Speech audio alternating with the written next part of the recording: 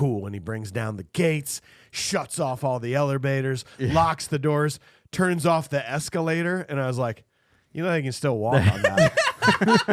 He just turned them into stairs. he just turned the escalator into stairs. It just made it a little less inconvenient. Can you imagine? Can you imagine like all the hostages are finally like running out and they're upstairs and they're like, "Go the escalator! Wait, It's out of order. Wait, it's out of." They shut it down. Dang it!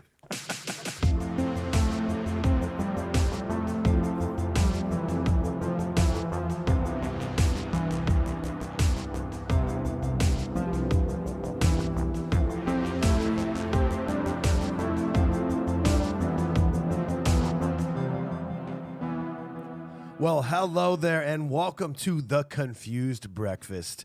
Do you remember the pure joy of a trip to the video rental store as a kid?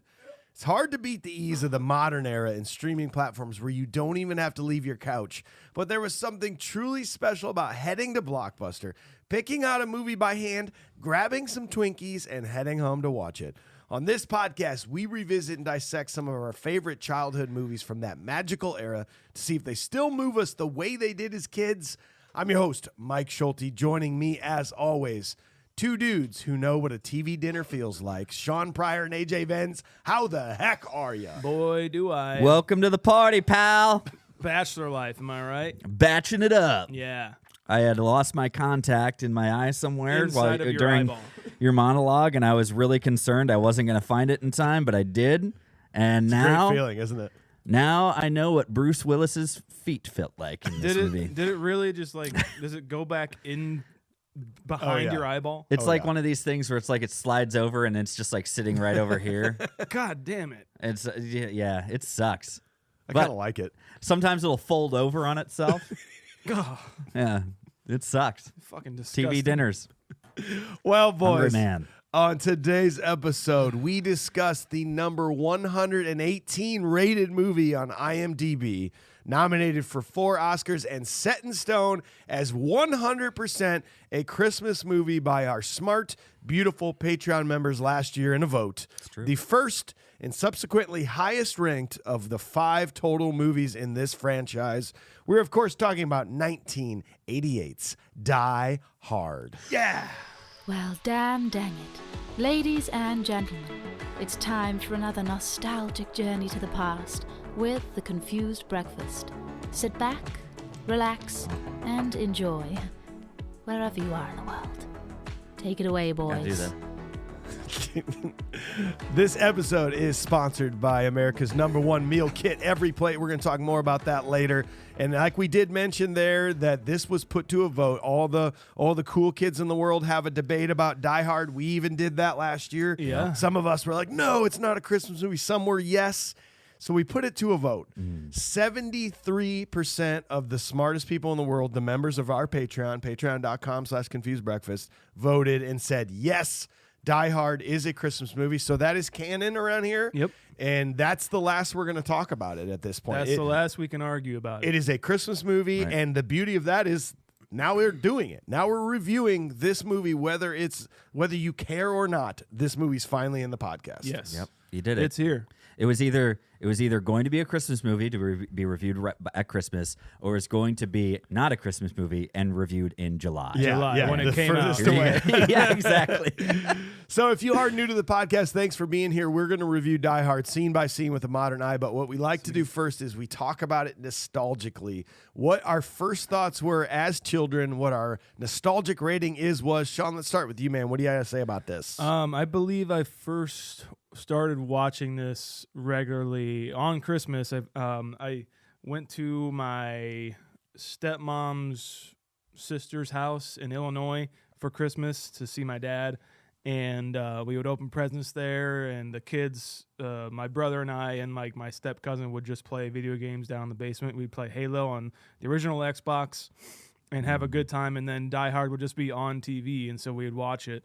And I like, even back then, I remember just being like, "This is fucking awesome," because I was like all into Arnold movies and action and everything. Yeah, I have to say that I really liked it. I'm gonna give it a 7.8. 7.8 nostalgically for Sean. AJ, what about you, man? You know what?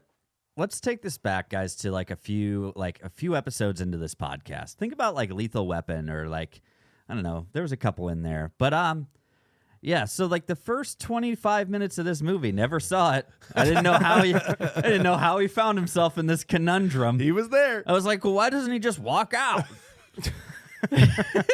he could just leave. I don't even know why he's sticking around. I had no idea. So what I did care about though was there was a video game of Die Hard. Oh, it was I a remember stand-up video game, and I don't even know if I don't think I ever saw it for like a video game system, but I remember playing it at like random arcades or Maybe it was just arcade. It might have been or just a video game at the laundromat, you know. Like, which a lot of us went to as children. Well, we did because there was video games at the laundromat. We didn't go there to do laundry. We just went there and we rode our bikes and we got 3D Doritos. Hey, quarters is quarters, man. We got full throttle energy drinks, and then we got, and then we played friggin' Die Hard stand-up video game at the laundromat. That's what I remember about this. But I do really remember being kind of enthralled with a lot of the action scenes. I don't remember a lot of the Christmas aesthetic to it. Yep. That all being said, I mean, what I saw, I enjoyed.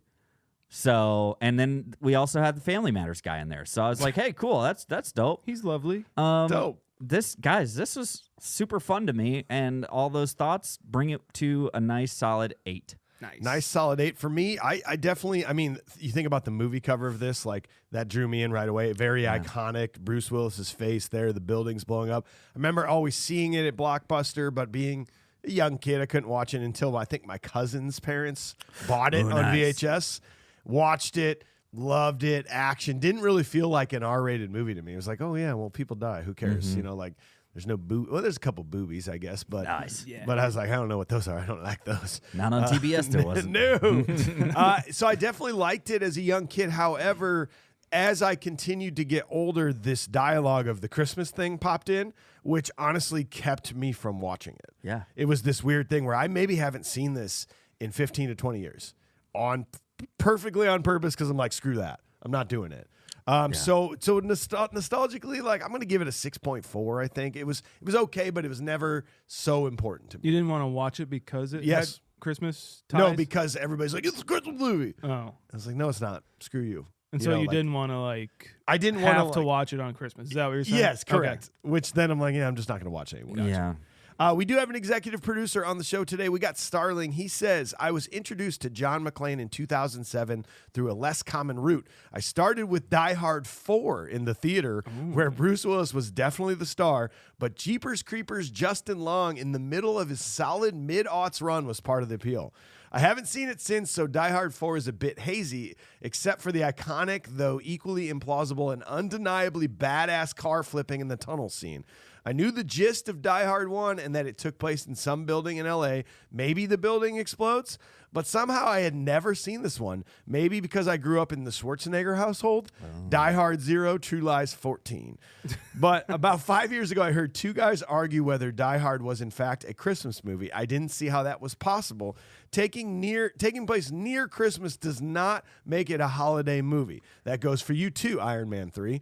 I had to watch this movie to find out why it was not in my holiday rotation. And it didn't really stick with me. I must have gotten bored, zoned out. I just remembered that Carl Winslow was in it. Yep. And I didn't understand the dynamic between John McClane and his wife. Honestly, I barely remembered Hans Gruber, though I did not forget his coiffed hair. Hey, it was an 80s action flick. I figured maybe people like this due to the lower bars set in those days, but it's always nice to see Bruce. This was a 5 for me. I had no intention to intentionally watch it again.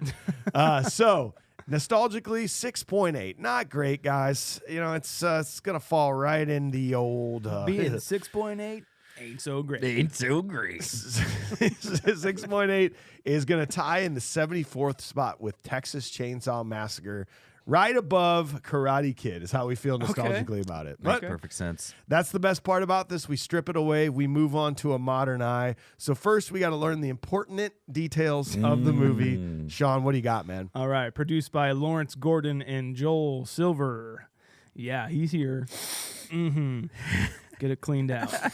Sorry, I got Screenplay. snot in my nose. Screenplay by Jeb Stewart and Stephen DeSouza, based off the novel by Roderick Thorpe.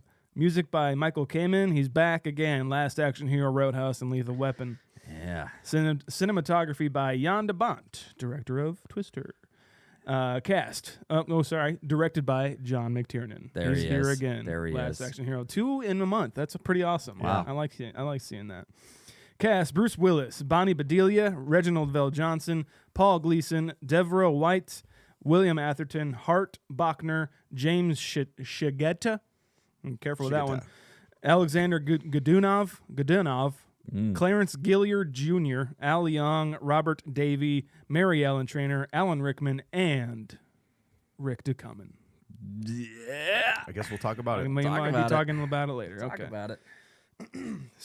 Screenwriter Jeb Stewart was struggling in Hollywood, having written a script for Columbia Pictures, and then the production company completely abandoning it. The young writer needed a break. 20th Century Fox producer Lloyd Levin contracted Stewart to write an adaptation of the novel Nothing Lasts Forever. Stewart worked almost 18 hours a day, which left him exhausted and angry. After a fight with his wife, the writer went for a drive and accidentally ran over a box.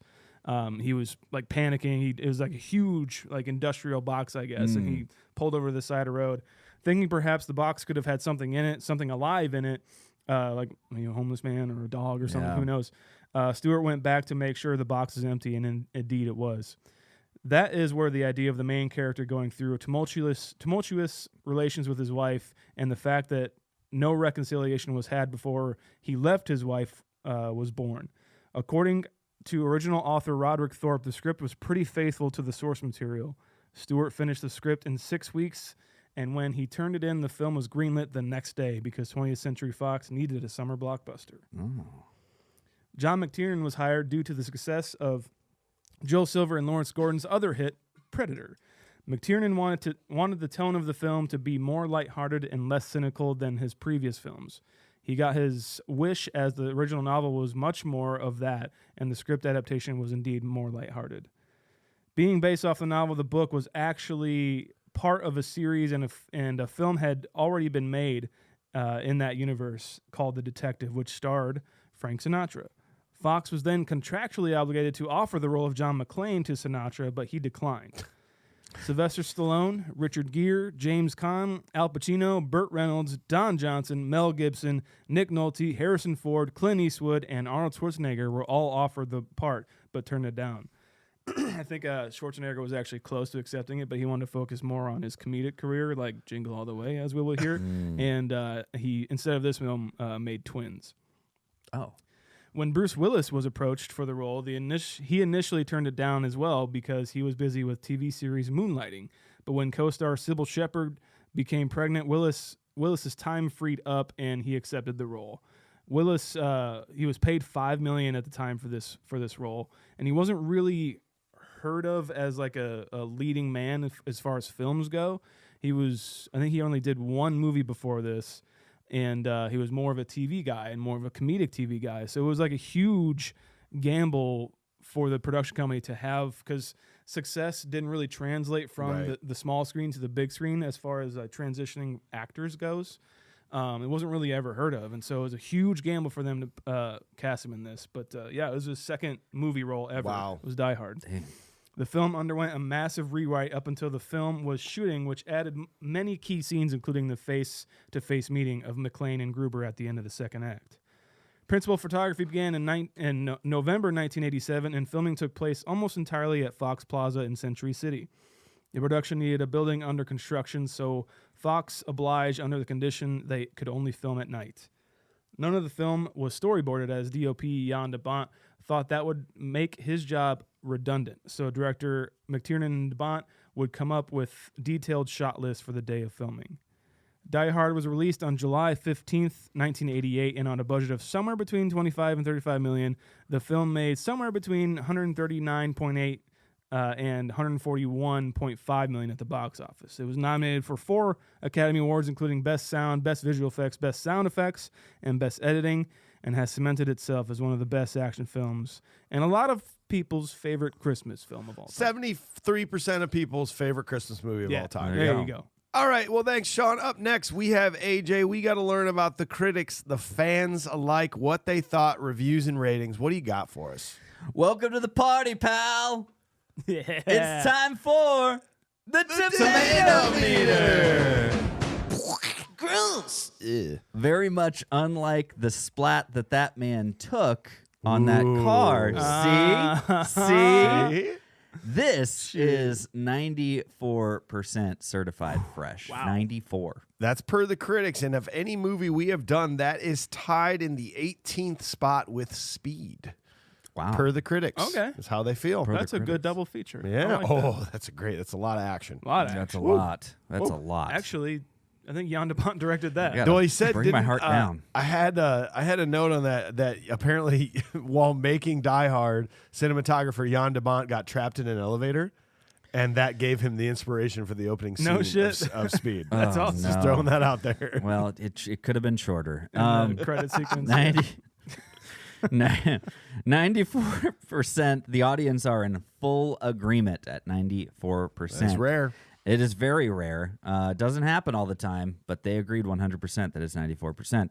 8.2 on IMDb. If you know anything about IMDb, of the movies we've done, in 8.2 is pure cinematic magic. That Yeah. is tied in the number 9th spot of any movie we've done with Monty Python's Holy Grail and The Thing. Dude, I was gonna say you're gonna say The Thing. I'm going to say The Thing. That's awesome. rock and roll, baby. Guys, let's just run through some of these critical happenings, okay? I'm going to start from the bottom, then we get to here. We're going to go with Richard Schickel over at Time. What Willis proves in Die Hard is that this is a 50 out of 100, so this is a half out of 1, guys, okay? He felt halfway about this movie. What Willis proves in Die Hard is that it is not one that you can ease through, especially if your preparations run more to bodybuilding than to character building. Oh, got him. TV Guide always gives us such great feedback on movies. A triumph of slick direction and lowbrow thrills, marred but not spoiled by a sour aftertaste. That was a 60 out of 100. Are these the last two? I guess that you just read off. Yeah. Are those of the time, like when it came out? Yes. Okay, cool. Yes, they are. July 25th, 1988. It's just interesting to know because a lot of times when people just see something right away, they don't have the effect of like it being a masterpiece on their mind. So it's 100%. it's really interesting to hear from the time. Yeah, absolutely. New York Times, speaking of the Times, New York Times said 70 out of 100. Has to be the most excessive film around. Piles every known element of the action genre onto the flimsy story. Or flimsy story, sorry. I like filmsy. I like filmsy. I think that's a good term. That movie was pretty filmsy. Yeah, that was a pretty filmsy flick, huh? Wow, Yeah, that was a guys. good. I'd see it again. Put it on a fucking t-shirt. All right, I'll get there someday. Dave Kerr just said this movie has everything but a personality. Oh, 75 out of 100. What does Dave Kerr like? I don't know. He's just kind of a cur about everything. Curmudgeon. Curmudgeon. Dave Curmudgeon. Got him. Oh, I man. wonder if that's where that comes from. Mike's good. Like Yeah. in That was well Tombstone, when done. he's like, "You cur." Oh, Maybe You that's where it comes Kerr. from. You Oh. Dave Kerr. I'll give you one more of the critics. Desson Thompson over at the Washington Post gave this an 80 out of 100. That's an 8 out of 10. A fire-powered, blood-drenched action picture that doesn't let up. Yeah. Put that on a shirt. yeah. Huh? Am I right or am I right? Let's do a couple of the baddies in here, okay? These are from the Watchers. Now, this is from 2020, December 28th, 2020. It's probably a tough Christmas for all. I get it. But Paulford, 13729, Of course. had this to say. This is December 28th. A friend of mine recently added on Facebook, it's not Christmas until you've seen Die Hard. Having never seen it, I decided to give it a watch this Xmas period. Was very disappointed. Just say Christmas. No, it's Like, Or just don't say it at all. I don't know why that. this I hate that. Xmas period. Or you could say Christmas season. I think this person's British. We'll find out. Okay. Was very disappointed in the acting and storyline. Having now seen it, I categorically confirm that this is in no way a Christmas movie. whatsoever, and I've since removed him as a friend on Facebook for being so stupid in thinking that it is. I like this guy. Hey, stuck to his convictions. Yeah, I mean, he's, a lot of people, if you're going to get deleted on Facebook for one of a few things, it's going to be your political views, your bursts of religious commentary, or how you feel about Die Hard. Yeah, that's really what it comes down to, guys. How about just a nice quick 1 out of 10? Out of this world action movie, said Dev Sakar. 1 out of 10. Meaningless action, out of the world, unrealistic action scenes of the protagonist, pathetic screenplay. Cool. Okay. It's out of this world action movie. Yeah. Boy, you really kind of threw me off on that one. It sounds like I've heard that in a good way a lot more than in a bad. Yeah. Somebody also said that it's boring topped with an illogical cop. It's such a terrible, boring movie. I'll never understand how this is highly regarded. John McClane has got to be the most stupid cop around. Okay. Great. Thanks, guy. All right. Now, I think this one's out there, and this is, just wanted to put this one to rest. Want to make sure we had a little bit of time for this one. B-hole shebang is back. Okay. And this is a 10 out of 10, the ultimate Christmas movie. Hell yeah. I figured it was worth bringing up due to the circumstances. So, warning, spoilers. Why is there controversy over Die Hard being a Christmas movie? First of all, let us state all the obvious references to the holiday season.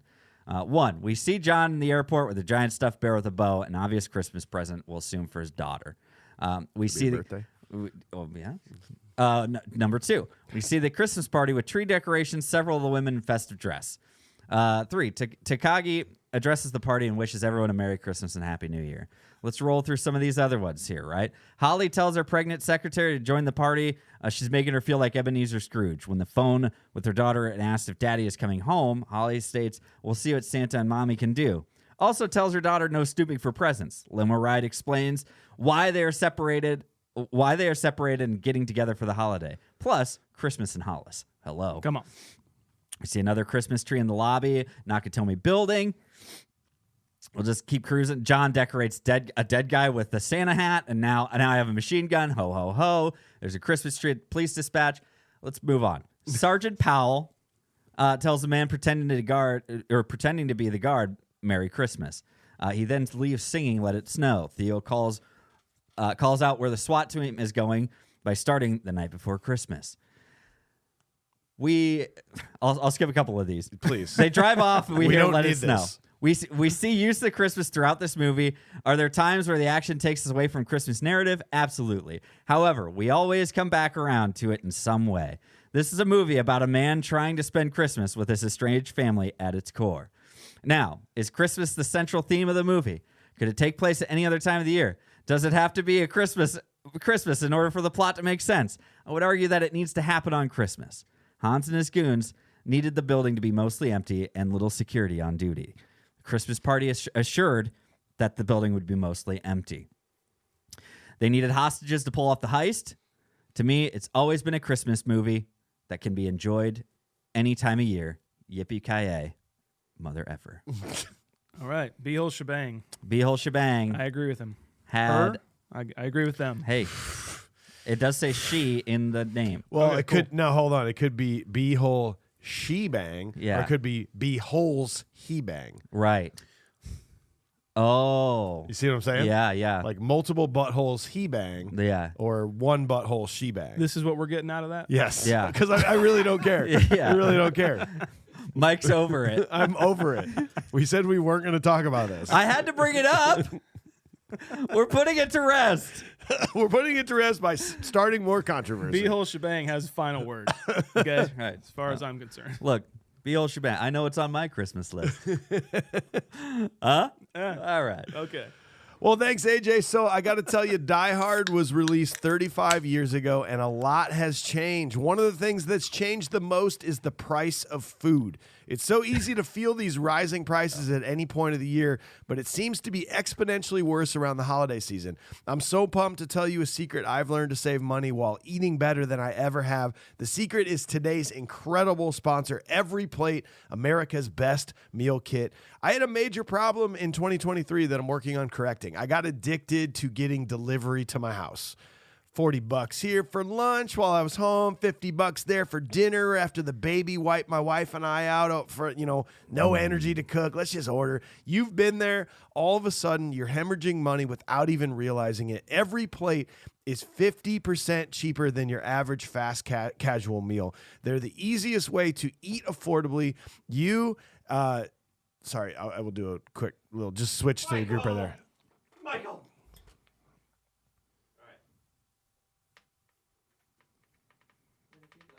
Okay, got it. As fast as that money left your account for delivery, it will start saving up in your account when you switch to Every Plate. I also had a period where I tried going to the grocery store and buying everything myself. It was terrible. I wasted so much time driving there, walking around, finding what I need. I always bought more than I needed, and much of it went to waste when it got home. Every Plate fixed that too by showing up right to my door with my pre-selected meals, pre-portioned ingredients, eliminating wasted food, saving valuable time and money. Every Plate provides plenty of delicious variety, so you'll never get stuck in a cooking rut. You get to choose from 26 tasty, affordable recipes that change every single week. It's easy to find something flavorful and satisfying to every meal of the day. Last week, I made pork sausage and white sauce flatbreads. Oh, yeah. I don't understand how I did it, but it was probably one of the best flatbread pizzas I've ever tasted in my entire life, and I freaking made it. Jeez. I made it from scratch. And then last night, I made chickpea rice bowl, spicy a rice bowl with chickpeas and tomato cucumber. It had a creamy lemon sauce with feta on it. It was I'm eating healthy here, like delicious meal eating healthy. It's incredible. Which option are you doing? Are you doing the carnivore? I pick from everything. Oh, okay, nice. You just I just get in there and I'm like, I want a little meat on that one. I want a little healthy one on that one. Nice. It's freaking awesome. You'll be the hero of your household, just like me, by not only saving money, cooking incredible meals. I was skeptical until I tried it, and now I'm going on 3 straight months of 3 Every Plate meals getting delivered to my house. No plan on stopping. We made our budget for next year, like just personal budget, and like I know exactly what I'm going to spend on meals every week now because I got Every Plate. Nice. So get a meal for $149 plus $1 steaks for life by going to everyplate.com/podcast, entering code 49confused. Subscription must be active to qualify and redeem the $1 steak. Again, meals for $149 per meal plus $1 steaks for life. Everyplate.com/podcast, entering code 49confused. Subscription must be active to qualify. Redeem that $1 steak. You got to do it, guys. That's $110 value. Thanks to our friends at Every Plate. Yeah. Yes. Cool. Well, boys, it's been a tough 6 months. Crime's on the rise in New York, making our jobs stressful. To top it all off, our wife selfishly moved all the way to the other side of the country for the advancement of her career, with no concern for me and our career, and she took the kids with her. Let's board a plane, head to LA because it's finally time for some relaxation, and we need to try to rekindle our marriage before she does something stupid like change her last name, take off her wedding ring, maybe fall in love with some hotshot LA executive. Yeah. Our plane's boarding. Let's go. Let's go. Yeah. Here we go, boys. Yippee-ki-yay, motherfucker. Oh, you can't say that. All right, so scene 1. John McClane arrives in Los Angeles to attempt to reconcile with his estranged wife, Holly. He goes to Nakatomi Plaza where Holly is attending a work holiday party. Holly greets him and is called away from the party while McClane refreshes himself from the flight. As the party continues, terrorists led by Hans Gruber arrive, take over the building, and hold the partygoers as hostages. McClane is able to disappear unnoticed into the building's maintenance areas. Have you guys tried this trick? This advice? I wanted to walking ask around you. barefoot Yeah. and with clenching your shoes toes off? Yeah. Make fists with your toes is what he says. Yeah. I have not. I see what he's saying, but I really don't think that's a thing. I Right? don't think so either. Is this just a ploy to get him barefoot for the movie? It has to be. I mean, I love that. I mean, it's honestly an amazing setup for that. It really is. Because of course you're going to take the advice from the guy you just happen to sit next to who says, "Oh, I travel all the time," and then after having a hot cup of coffee and a shower, and it's like, and he tries this, and I think it's just like a tension thing, like get your tension out like through your toes and let it sink away. Okay. Sure, I'm sure it has some value to it. Do we need him to be barefoot in this movie? Like, is that a major part of the experience of this movie? I think so. Okay. I think that the why everyone connects to this character, as we'll get into, obviously, is that like it is sort of set up to be like you've seen these action movies, like the Arnie movies and everything, Stallone movies.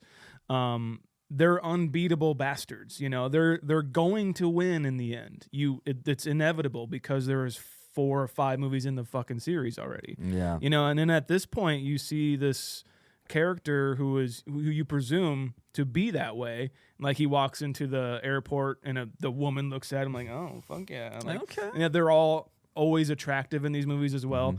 I think this completely humanizes an action character, which why I think everyone kind of loves John McClane is because he is not a professional. He's just a New York cop. Yeah, you know? you're right. And you're so, right. like, to see him, we don't even know if fallible- he's a good cop. Yeah, Like, well, and like it makes It's true. it makes it dangerous because you're like, I don't know if he will get out of this.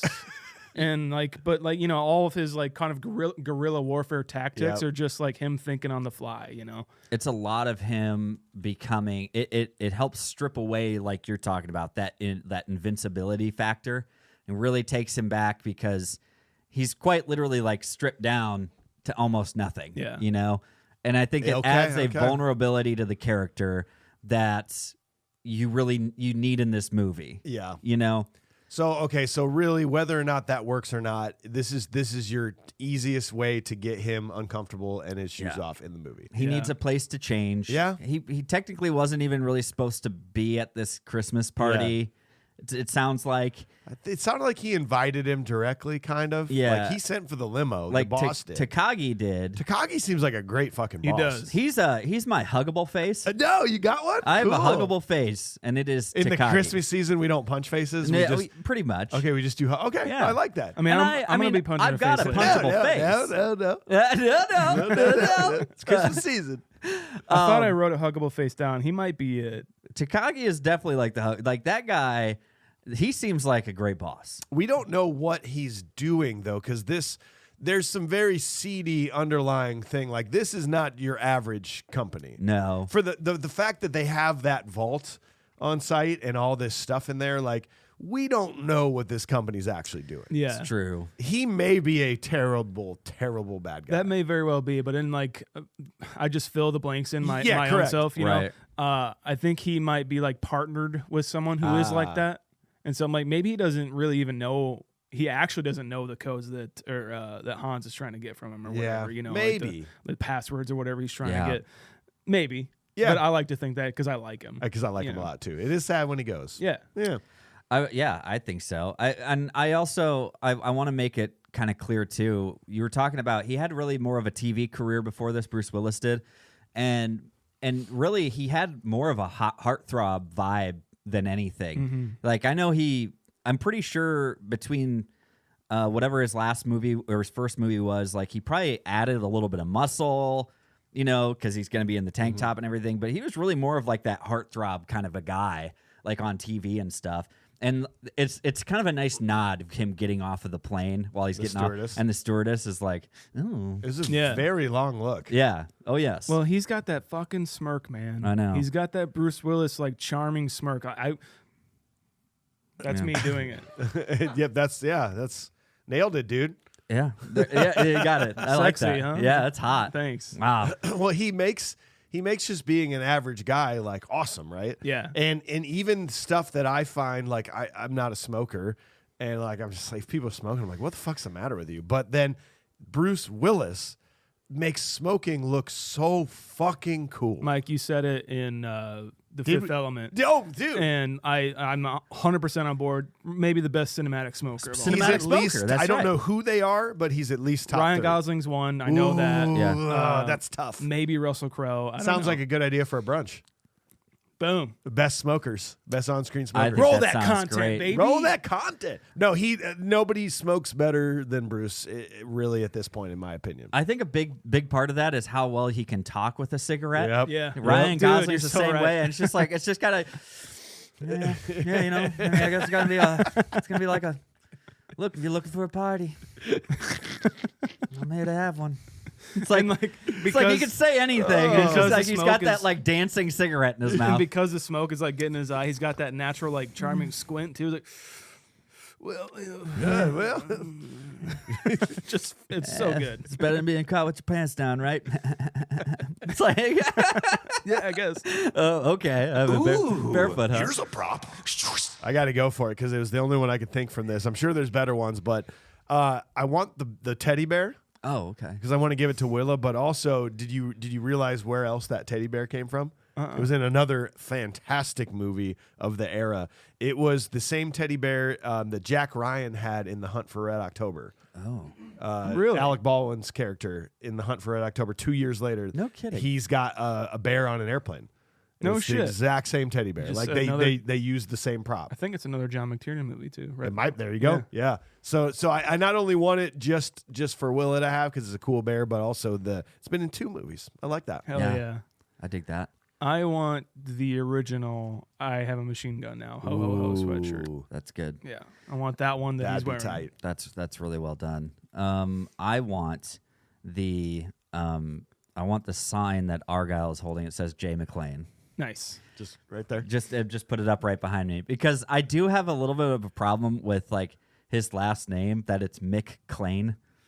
Mick Clane. There's 2 C's. McClane. Yeah. I just feel like it should be McLean, but Yeah. McLean, you know, McLean. What it like MACCLEAN Yeah. or MCC? It should just be MCLEAN. Yeah, right? like that's the way I just McLean. I feel about Or it. Clane. Yeah, I spelled that right. Because every time I see it, like when you say it, I don't have a problem. But every time I see that that sign that he's holding, I'm bothered, and so I just So want you that want right it, back and then here. you're gonna actually like put an X through one yeah, of the C's. Okay, yeah, I'd cool. probably do that. Yeah, Let's say, yeah, okay. His name, I think the writer changed his name from like the novel's actual character, Oh, okay. like the character that Frank Sinatra played in Yeah, The yeah, Detective. yeah. Okay. He changed it to McClane because he's just, he was like Scottish heritage. So he's like, just John McClane. okay, Yeah. yeah, Boom. that's fair. How about we talk about it a lot, man, but when you talk about holiday Christmas parties in the 80s, fuck. Like when this was like they're not just doing this in movies to be like, let's just make up a while. Like I think this is literally what corporate holiday parties were. I mean, People, these Coke are, and tits. Coke and tits and like no spouses allowed. No. I gotta fuck my work wife today. Yeah. Like, not you, wife. You stay home with the kids. Like it's It's wild. so to me. weird. It is wild. It still blows my mind to see some of these movies and just like, Jesus. I know. Where's HR? Yeah.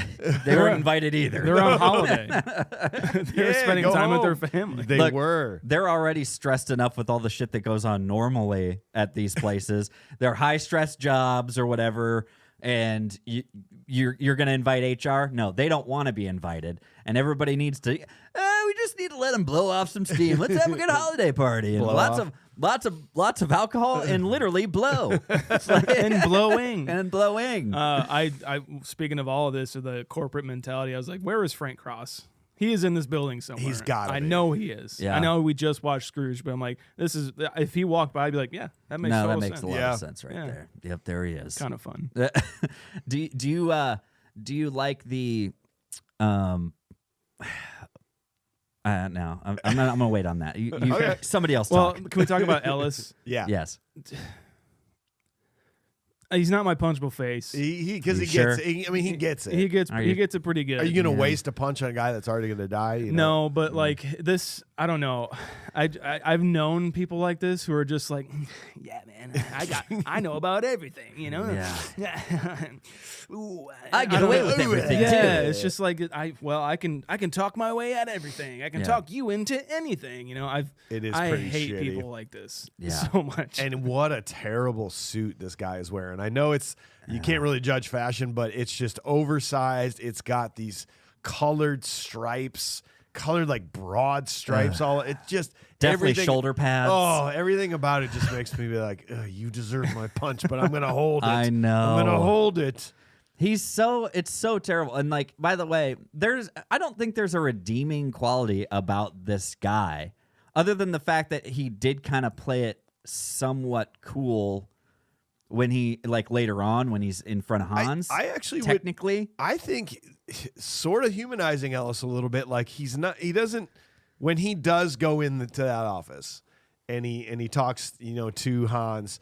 He could have easily gone further than he did. Right. But all he wanted to do was be like, we'll get you that guy so that all of us can get out. Yeah. I feel like he was trying to truly get all the hostages out of the building. yeah, I think that he had didn't ruin. He some- didn't fuck Holly's life up. She's like, no. Holly's. You don't know Holly. This man is this man, and you got to go after him. Let us out. And he says like he came with me. He was like because he did say like he invited John. Yes, exactly. So that's true. I don't know. I think It could also be if I get rid of him, yeah. then I guess That's true. Guess who's going to be kissing Holly under the man. mistletoe? But hey, he's keeping Holly safe though. yeah, I don't know. I think it's his coke fueled paranoia. Yeah. It's like I don't know what else to do because I need to move. I need to talk to somebody right now. Yeah, that dude's bumping coke like while he's in a hostage Well, line. dude, one of the funniest parts that I did realize this time is that when he does go in there to talk to Hans, they bring him a Coca-Cola. Yeah, Yes, My thought is that seriously, they're like, the German guys, can we get to anything? And he's like, yeah, some Coke. Yeah, And you got they're any like, Coke? oh, okay. Coke. He wanted real Coke, wanted- and they brought him a He's Coke. like, yeah, I guess that'll work. Yeah, he's kind of like, now. It used to be in it. They is used to what I put hear. Coke in there, yeah. Oh, you meant literally? Oh, I think Argyle was my most lovable face. Argyle Most was lovable face. definitely yeah. I love him. I love the whole limo ride. He's just asking him questions. Like, why do you That's ask so many true. questions, Argyle? I'm like, you're the one that sat up front. Yeah, no, like, no there's a privacy screen that you could use if you sat in back Yeah. of the limo. I've never been in a limo before. Yeah. Well, But I know how they work. Yeah, really. But you've seen how they go, right? Like, That's not a trunk. right. It's not storage. Just It's because where you sit. just because you've never seen you've never driven a semi, okay? You know where you're supposed to sit, right? Like, Yeah. what are you talking At the same about? time, though, I might sit up front too. It's like Argyle seems tight. that and like riding in a limo by yourself just seems sad. It does kind of seem a little sad, I like it. unless you've got a cheese pizza. You're very That's true. That's very true. cheese pizza. And all the Mountain Dew or Then yeah, candy nice that you want. Coke. So Yeah, there you go. Fuck yeah, dude. I love how he's like rattling off everything. He's like, this thing's got everything, man. It's got CD player, CB, VHS, like everything in this. Oh, surround sound. You're just like talking about how at a VHS player back there. Wow, dude. Yeah, true. Wow.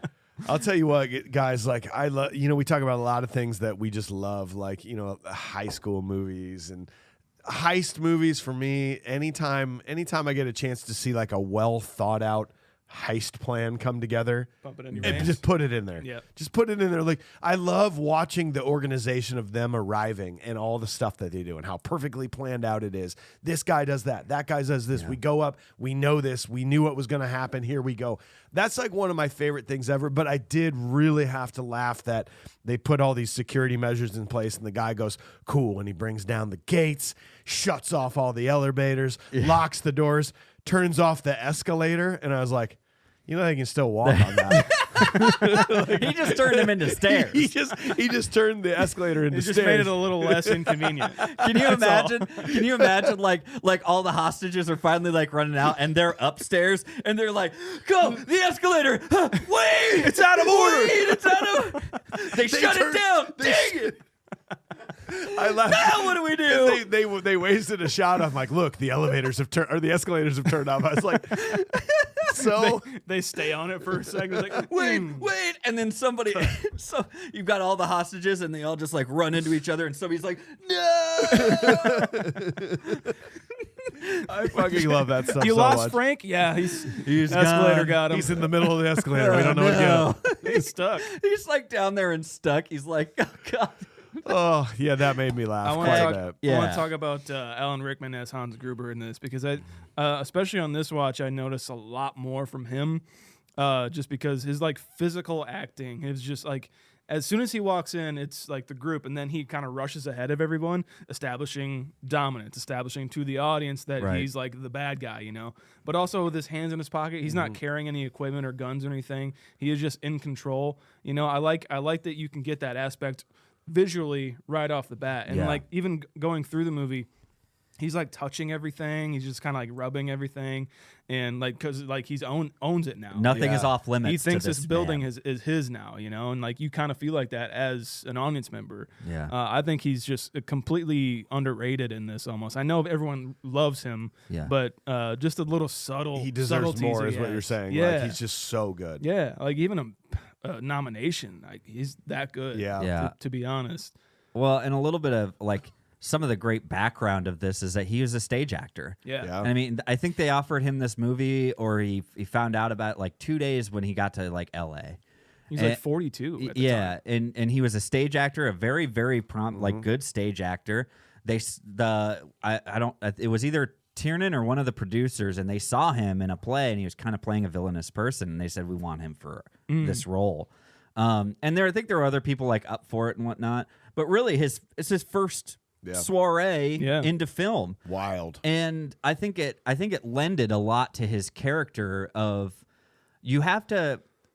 I really think in film, and especially on stage, when you're on stage, you have to be, even though you're doing a subtle role or subtle movements, you have to be doing something a little bit over the top and exaggerated, right? Yeah. And I think when you have Hans Gruber as a villain, like you're saying, he's a very like relaxed and you know he's in control. I think you have to be able to play up those subtleties like a stage actor would, Sure. to really kind of help get it across to the audience. And I think it lended so well to it, especially later on when we kind of get the meetup between God, yeah. I can't between wait to talk about him. that. I can't wait to talk about it. But those are all the small little things and his facial expressions. And although they're very subtle, he probably had to elevate that and exaggerate it just a little bit to make sure it came across the right way. Especially like I love what you're saying because even on camera, like those little subtle things of him just touching something are like enunciating to an audience if you were doing it live. That's basically what he's doing on screen. Yeah. Right. He's creating a character visually rather than telling the audience how he feels, you know. Wow. And speaking on top of that too, I really like how John McTiernan tells us the story of John McClane and his wife Holly. They're like, he kind of explains visually what's going on between them. He doesn't tell the audience until like obviously they start arguing when they get together, but before they're together, he like goes to the key thing and he realizes she changed her name, and him just talking to Argyle in the limo. I don't know. I love that aspect about it, just being like, okay, well, there's something up between him and his wife. There's some tumultuous relationship going on, and you feel for that. Obviously, it's a human thing. You want the good guy to get the girl, you know. I just love how he tells it visually instead of just kind of like, yeah, well, my wife, you know, it doesn't go through a whole backstory. This is exactly what happened. It's just this, you Yeah. know. I love that. Yeah, and by the way, you got to realize how long some of these credits are still going on for throughout the beginning of this movie. It's kind of crazy. Like you get Bruce Willis and you get like Die Hard right away. Then they get some of the supporting cast, and I'm pretty sure that there are still some credits being told when they pull up to that building. So what you're telling me is that you can actually, as a movie maker, that you can actually begin the movie while doing credits. Right. Oh, so you don't need a 4-minute long scene of nothing happens. Let me just show you all the things you don't care about. Right. Okay, now we can start the movie. You got it. Wow. Yeah, you can do it. Listen And up out there, you kids. you kids. Jan de Bont, who was on set. All you young filmmakers out He there. didn't listen up. No, he didn't. He's like, no, this will be awesome. They're going to love this. They're going to love this. Oh my God. They're going to love this whole thing. You're going to love. If you love Die Hard, you're going to love Speed. I like the hockey puck flashbang. Yeah. That he just slides it across the thing. I'm like, hockey puck flashbang sounds like a fucking badass band name. That would definitely, or maybe an album name. yeah, for like, yeah. I like a that. lot. Cool. I now I want to change my prop. Nope, Dang it. can't have it. All right, fine. Let's move on to scene 2, boys. So McClane witnesses Gruber. Every time I see Gruber, I want to say MacGruber because I'm saying McClane and Gruber. witnesses Gruber murder Takaji. I wonder if that's where they got It it. has to be. I want it to be that so bad. And tries to alert the police by setting off a fire alarm. A henchman finds McClane, but McClane kills him, takes his radio and weapons. McClane makes it to the roof, tries to call the LAPD. More of the terrorists confront him, forcing John to hide in the ductwork system. Boys, can we mention that Huey Lewis is in this movie? Huey Lewis? Oh. Dude, Is he the front desk guy? No, he's not. But listen. One of them who they both look the same. No, the guy at the front desk, the guy that takes over as a security guard, I had to search because I swore that was Huey Lewis. You swore it was him. It's not. But think about Huey Lewis was in Back to the Future a few years before this. It doesn't seem unreasonable that he would be in there. But this guy was Dennis Hayden. He was in some TV shows. He was in a few other movies like Another 48 Hours, Action Jackson.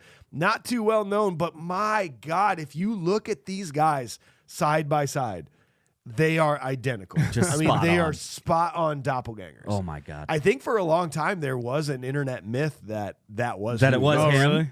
I mean, and then Huey Lewis himself acknowledged it, as a popular rumor. He did a guest appearance on the Cleveland show.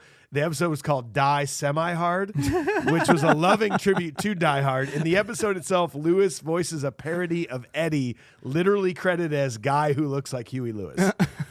So I don't know. I think maybe for many out there that thinks it is Huey Lewis, it's not. But my God, look at him. He's not in movies that he doesn't do the theme song for. Okay, there you go. It's the power of Christmas. Yeah. Or something like it would be, It would be. Now all I can think about is Die Semi-Hard and the people who were making out and trying to bang in the thing and like if they got killed, that guy died semi-hard. Yeah, maybe more. that poor bastard. That poor son of a gun. By the way, when they do come in, they start taking hostages. So we do realize that Holly's secretary is pregnant, right? We realize this, yeah. And I mean, she's like pretty far along. And I've got to tell you, how many terrorists are there in this? Oh, God, I got him. 11, Let 12? Let me tell you, there's not enough to subdue an 8.5 month pregnant woman. They don't stand a fucking chance. There's 13 of them total. Yeah, that's not enough. A baker's dozen isn't enough because that's not going to be enough to stop. She's going to leave. She's going to leave. She's like, excuse me. She's going to use her pregnancy strength, and they're going to be like, you can't go anywhere. Like, The arm just snaps. snaps the arm, takes the gun. She goes Rambo. This is done deal. Guys, grabbing food on her way yeah, out. she's lay like, off me. lay off me. I'm starving. I'm eating for two.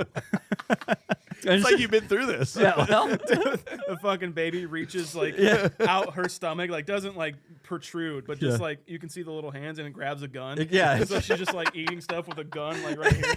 it's like she has forearms now, and it's just like do.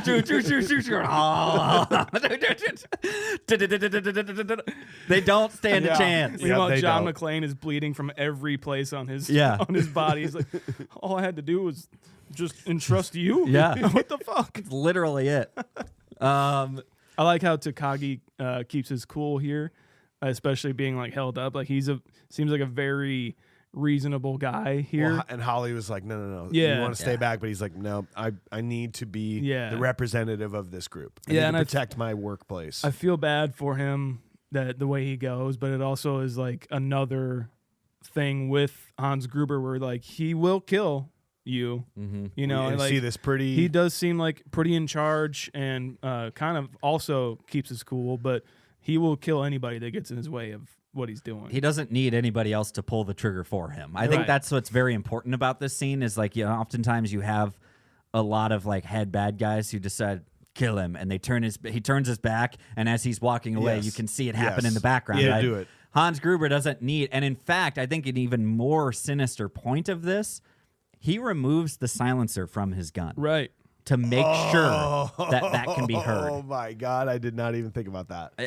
And He's- that poor Ellis out there doesn't hear it because he's sniffing a line of coke right at that exact time. He doesn't understand it. His ears are buzzing like he just got out of a concert. Wow. But yeah, like he removes the silencer, and then he ends up killing Takagi. And then I gotta say though, it's kind of a weird way to draw him out.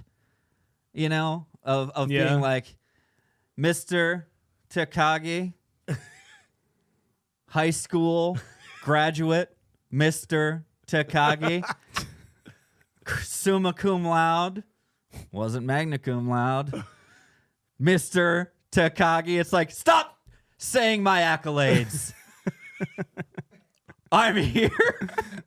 when you were 17, you helped bury a hooker back in Las Vegas. Whoa. All right. No, Jesus. We're good. He draws him out by just like saying his resume. Well, and like but- saying nice things about him. He's like, charitable donor, philanthropist, Mr. Takagi. Please stop bragging about me. No, I mean, think about the time period. You know, if that was now, it's so easy to get any information you want True. about any person. Okay. But think about 1988, what it would take to get all that information. Yeah. And proving if he knows all of this, what can he do with it? That's You know, right. like, and like, what is he already knows this all of it. Didn't he end it with wife and children living Right. on this street or something Yeah. like Okay, that? so Like, there you go. He knows everything. And that's the thing. Information is power. Yes. You know, and Because it would have been so hard to obtain that. it is a really strong flex. I'm just saying that he was willing to go out there before he got through his college career. You know what I mean? He's like Keep going. Don't talk about my internship. Don't talk about my internship. Like what? And then it's like wife and kids. He's like, okay, I have to do it now. Now I gotta go. Yeah. So Shit. that's a good point. I like what we've been saying, like without the shoes thing, like it is an ongoing thing throughout the movie, and it gets worse and worse. I just love the juxtaposition between John McClane and Hans Gruber, because like in any other movie, Hans Gruber would be like a good guy, you know, his like cool, calm demeanor, and like we'll just shoot you and like say a quip or something like that, and then that would be like a normal, maybe like Stallone type character would be more of the traits that Hans Gruber has, whereas like John McClane in this movie is kind of stumbly bumbly. He's kind of like figuring out his way through it. It's almost like kind of a Joker kind of thing, where it's just kind of chaotic, you know? Yeah. And so it's like both of those traits have switched, you know, just like that. There you go. Both those traits have switched, and it's just really cool to see a bad guy take on that, rather juxtaposed with this good guy take that's kind of chaotic. I agree with you. It is putting this in, and again, I think it takes it back to like the vulnerability factor of normally you don't see a hero in this vulnerable state. They like any other time they're going to have their quote unquote superhero outfit on, whether that be the person's jacket. You know, the Terminator has his leather jacket and stuff in outfit he gets. You know, Judge Dredd has his police outfit and helmet and whatnot, but he doesn't have that. It's a wife beater, man.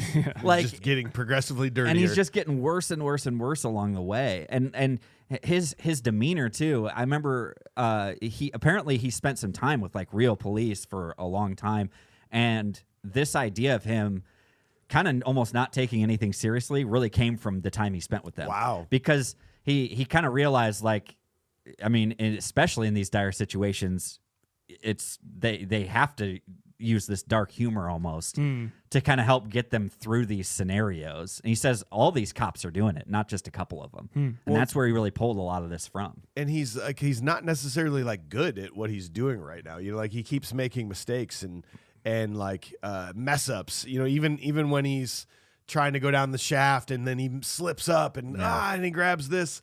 Like he's not your typical just like everything he does is perfect. Yeah. He ends up in this air duct and he's like, what the fuck am I gonna do in here? Like, that's not an ideal place to end up in.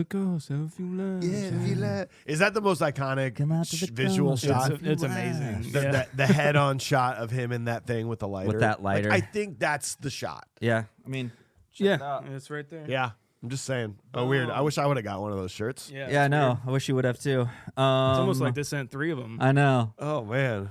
1, 2, 3. Who was it that sent these out to us? This was last year when I forget. It's my bad. Check out our Dang shirts it. because I think I have their other shirt that they also sent out to us too. But yeah, they sent this out to us last year in the debate. Yeah. And we are wearing them now, so thank you. That's the shot for me. What I think of in Die Hard. Yeah. My most iconic shot is at the end when he's like laughing with the cigarette in his mouth. Yeah. And it's like back red lit, and he's about to pull the gun out. I love That's that the shot. one. And the jump with the fire hose. Yeah. Personally for me, it's we'll continue on with how great some of these action sequences really are. But I really do attribute that to he's resourceful in his fight and flight mode. that he's just in at this point because he has no choice. And some of the things he's doing are very resourceful and some are very smart, like pulling a fire alarm. That would be a very smart thing to do in this scenario. Nobody's taking him seriously, though. The dispatch isn't. You've got, he's using like the machine gun to kind of help drag himself down. To cinch. It's smart. But it's resourceful, but it's not smart. It's not the right move, right? Maybe he's got to do something, so he's just trying to find a way to get it done. You know, well, like he says, he's got the machine gun, and then he has to use that machine gun and kind of ditches it, to like better help himself. And as an audience member, I'm just like, oh shit, now he doesn't have a machine gun. Keep the machine gun, bro. Yeah, I know. So are we at the point when they kind of tell Reginald Val Johnson to go? So, he's coming up in scene 3. That's when we're going to talk about him. Okay, I'll hold off. Well, and before we do move on, we have a couple introductions here of some people that we might as well talk about. The Jarrett Layoff Confused Breakfast Actor Database. Let's go. So do you have any guesses on what actor appeared in this movie that has appeared in the most movies we've done? I know Mary Ellen Trainor's up there. We keep talking about her. Mary Ellen Trainor, this is her 6th movie Wow. that we have done. That is very high on the list. Is that the one? It's not the one. Okay, Rick DeCumming? It's Rick DeCumming, Rick right? DeCumming, this is now his 7th movie, guys. Yeah, bud. Let's go. And again, they're all small roles, but I mean, like, think about this. He's been in Spaceballs, The Burbs was a big role, Encino Man, small, Groundhog Day, small, Blank Check, big, Last Action Hero was a little small. This was a very, if you blink, you almost miss him in this movie. Maybe 3 lines. But he is now officially in the Mount Rushmore of actors that we've done. Fuck yeah. I love that so much. I love Rick DeCumming, and I don't like. We say they're small roles. Everything he does, though, elevates that moment in that movie. Yep. Yes, and it's a hands down statement. it's just him, man. It's Rick being Rick. Yep. There's one sneaky one that sneaks up with 5 movies. This is the 5th one they've been in. Al Leong. Al Leong. Al Leong. Al Leong is sneaking up. So any 80s movie we do, he's like, yeah, I'm in it. Can I just say, it's like you see all these guys, and they're like, oh man, who are these guys? I think 6'3" Germans. I heard some of them sweatpants. speaking German, I think. Oh my god! Wait, what's that guy doing here? It is kind of funny. Why is he here? Why is he here? Because he's just a badass. Oh, dude. it's like, don't worry about him. Don't worry about Endo. Actually, you do have to worry about him. You do have to worry about him, but not yet you don't. Look at all these German guys. Who's that? It's like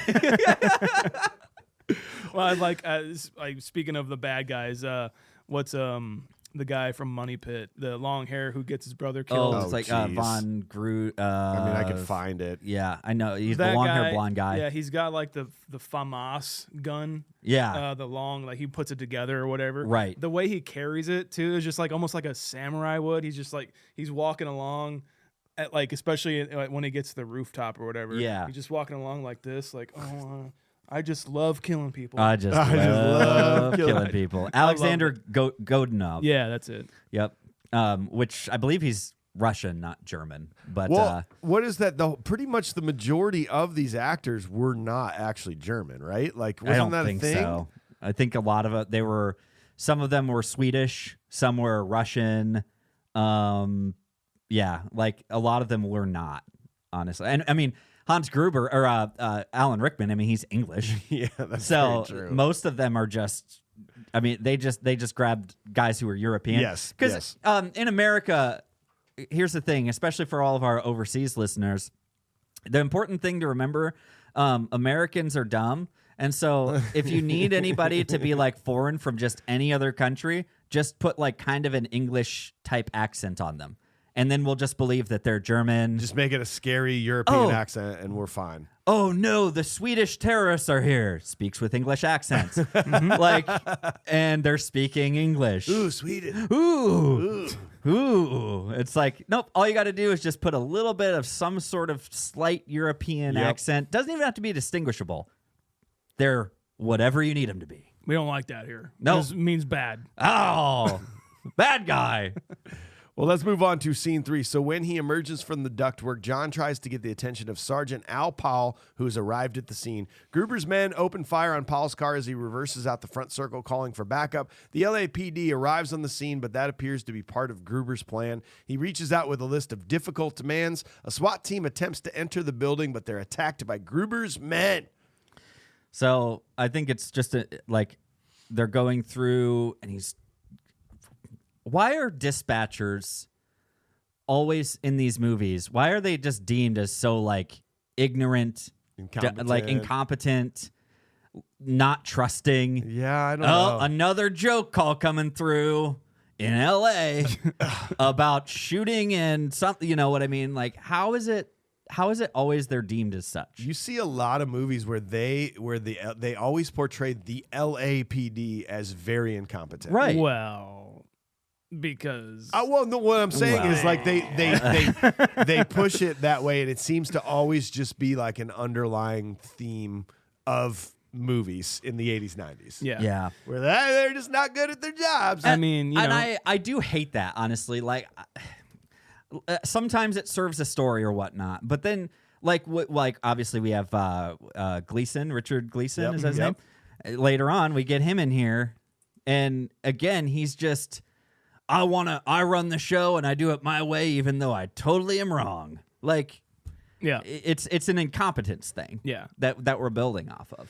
I do love Vel Johnson in this because like he does seem like he'll be the comedic quip guy maybe. Like he's getting donuts or getting Twinkies for his wife, and then like once the body falls on his car. He just backs up, oh fuck, and it's like a comedic thing, you know. It is funny, but he like becomes more than that, which is really cool to see. Well, and because he wouldn't like any other movie would just be like, no, he's the comedy one. Like he's a shitty cop too, right? Like, I mean, he did shoot a 13-year-old boy. Well, I mean, even just right at this moment, and he goes in. Somebody said it's a code 2 or something like that, and that means like urgent distress call. At this location, verify that there's nothing wrong. Yeah, so approach with no lights. Yes, yeah, like use caution. We don't know what's going on there. Right, and he just goes inside. He's like, yeah, fuck it. Like he doesn't even try. That guy's right around the corner. Yep. He doesn't he see the escalators aren't working? I know. Dead giveaway. Hello. Here? It's like, okay, can we just please? Could we have had that for any way, shape, or form? It's like, well. Sorry to waste your time there. And that guy, he does a great job playing Huey Lewis does a great job being a bad guy playing a good guy. Yes, he does. You know what I mean? He's like, yeah, if you want to take a look, you mind if I have a look around? Yeah, no problem at all. He's like, hope he doesn't notice the escalators. Yeah, and then all I wanted was him to be like, well, sorry for wasting your time. Merry Christmas. Yeah, Merry Christmas to you too. And he's walking away. He's like, Unit 91, back to dispatch. He's and it's the escalators are stopped. We need backup right now.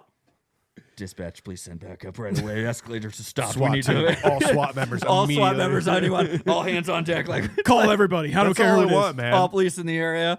I do like the fact. I think it's a little distasteful when they are sitting there and they're like, see if there's a black and white that can go and do that. And then it cuts to him. It's like, well, there's a black that can handle it. And you're just like, dude, stop. Okay, we didn't need that. I didn't get that at all. Come on. I didn't get that at all. Come on. That's distasteful. It's just bad movie making. You know. Well, My God. What? What just happened? Why does I do have a question though, just to bring this back around. If I can stun Mike for a second, I'm good. Like, why does he? Is there any implication to John McClane using the name Roy? Not that I know of. I mean, like, why does he pick that name? So you can call me Roy. I know he doesn't want to give his real name out. he does this whole thing with like the cowboy thing. Okay. Which he says, like Roy Rogers. Yeah, he says he's like, oh, John Wayne, Clint Eastwood, like all that, and he says I prefer Roy Rogers. Okay. Is what he Yeah. does. Okay. And I like that was what I owe it. That's what I latched That onto. makes sense. And I thought it was a cool thing. Which, by the way, isn't this? Would you say this is kind of almost technically a Western? It could be. I mean, like there's could- siege movies like Rio Bravo and stuff like that. Right. They're kind of like this. Seizing the town, like that kind of a thing. Yeah. There's some very Western aspects to it because they make so many Western references. Obviously, yippee-ki-yay, motherfucker. Okay. And I was just wondering if that was a nod to like a subgenre of this being a. I'm sure John McTiernan would like as a fan of those movies and was like, yeah, I want to do a Western, but in LA in modern times. Yeah. I'm sure. Yeah. Yeah. Cool. What would your fake name be if you had to be John McClane and you had to give out a fake name real quick for just one name? Reynolds Rutabaga. Yep. Every time. I mean, what do you want from me? I don't No, know. no. I had it Just ready. very I had it quick that you ready to figured- go. That You was know? Figure that out pretty Can we quick. move on? That was Okay. rock solid. Thanks. Mine would be Girth Brooks. I'm just gonna be Tucker. Tucker. Just Tucker. I've always wanted to be called Broke. Tucker. Girth Brooks. Where are the bodies, Girth? Yeah, where are they at, Girth?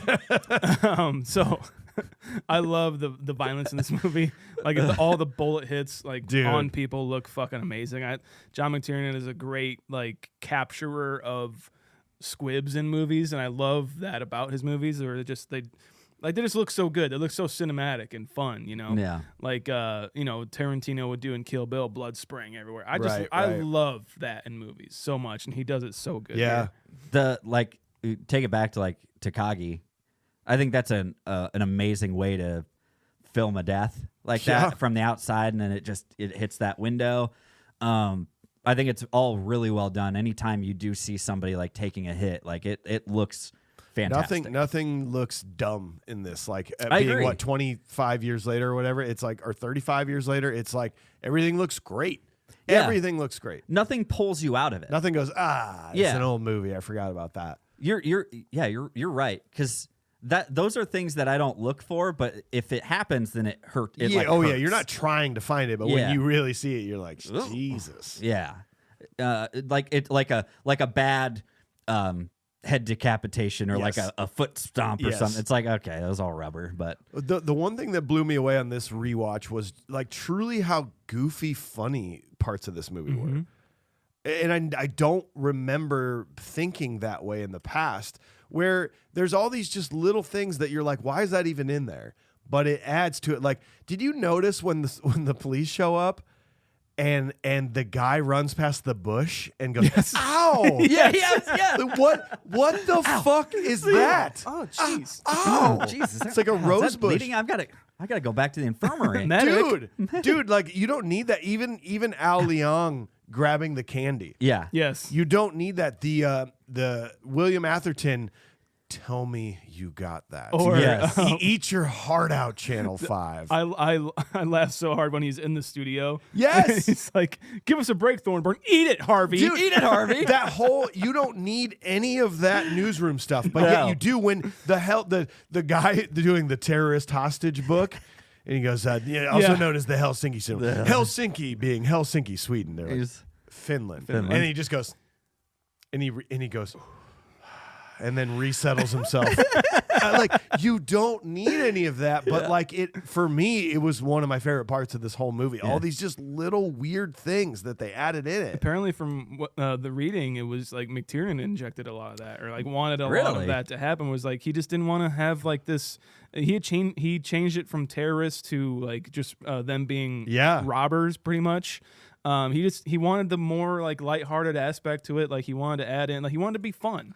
He didn't want it to be just like It I guess really like is. Hunt for Red October, which is like a serious Oh, my situation. God, You yeah. know, obviously this is a serious situation, but we're in on it being fictional, and we're in on it. We want to have fun as well. It's so good. I think that's What happened, Bill? I just rose bush. These thorns. Whatever, dude. We're fucking trying to take down this building right now. really need to trim these. Oh yeah. It's unbelievable. Well, and I think you have to have some of that to help balance out. It can't just be John McClane having all the funny little moments and quips, right? can. You can, but I think it would become it would become too much. It would feel like too much of it just being John McClane having like little funny things to say here and there. It's like, yeah. Pretty funny. Yeah, Hans, well, I guess we'll just have to find out, huh? Yeah, well, Hans, you're a fart. Did you hear So, Germany? Nah, not really much of a beer drinker. nah. Nah. Dude, they even like, I don't know if this is intentional, but even like Al and John McClane on the radio. Yeah. So they talk like 3 different times for like 60 seconds in a moment, right? They don't know each other. They're almost speaking in code a lot because they know the guys are listening. But then, like the last time, Al's just like, "I love you, dude. Yes. So do all the other guys." It's like, wait, what? We all love you out here, brother. Like None of us know anything about you. I just like imagine like it like kind of pans over then, and there's like a bunch of cops behind him, just like, yeah, eating popcorn. We just be love like, you, dude. We love you, man. We love you. Yeah, yeah. One guy's got 3D glasses on for no reason. You're just like, yeah. we see in 3D, John. Yeah. It's Like, like, it's like coming right at me, man. I don't buy that. Like, I just think that's just funny. It's like Yeah. over the top. Of course, that's not something they would say to him. Yeah. They don't even know if he's really a cop. Like, they still are trying to figure this out. So I love that. I do love the bond that they kind of build over just being, you know, Really, though? like, and especially near the end when like they come out and it's like he just knows that's Al right there. Yeah. Nah, I Yeah. could tell from the voice. Yeah, just Can the way you? he kind of sounded. I could Just the twinkle in his eye of him looking at me, Yeah. like he loves me. Yep, exactly. I'm It in, was a I'm in connection. love with you. I'm in love with you. I really think he too, goes man, over. He walks away from his wife that just endured this, Yeah. and needs to go have a moment with this man. I love you. You're gonna come live with me now.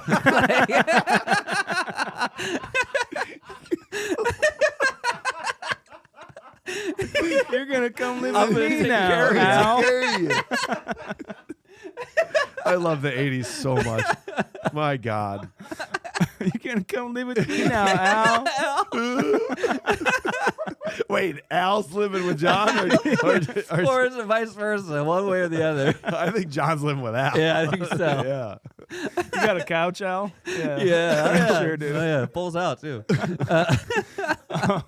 I love like this movie could easily just get like really lost for me, but especially upon this watch around, like I kind of took the story beats a little bit more seriously than I did with just watching it as an action movie. Yeah. Like I think I watched it before of just like I want to see gunfights and explosions and shit, but this time around, I really got like what Hans was doing, what his plan was, but then like all these other characters are brought in, like Thornburg. And like the reporter, and then Gleason's brought in, like his whole There's a thing's lot. going on. It could easily get convoluted, but I am never lost. I always know what's going on in this movie. It's still always, no matter what, it still focuses on the main guys. Like that is where our focus is, but these other guys are just help filling in gaps a little bit. Like we don't have to worry too much about them. We don't know much about them. We don't care, but they're there. Yeah. And it's nice. It works. yeah, What's the runtime on this? Like 2 hours and it's 2 hours and something. 20 some minutes, something like that. It's decently long. I didn't feel it. I don't almost, think you know, really like, feel it too often. I think there's maybe one point or another that I did.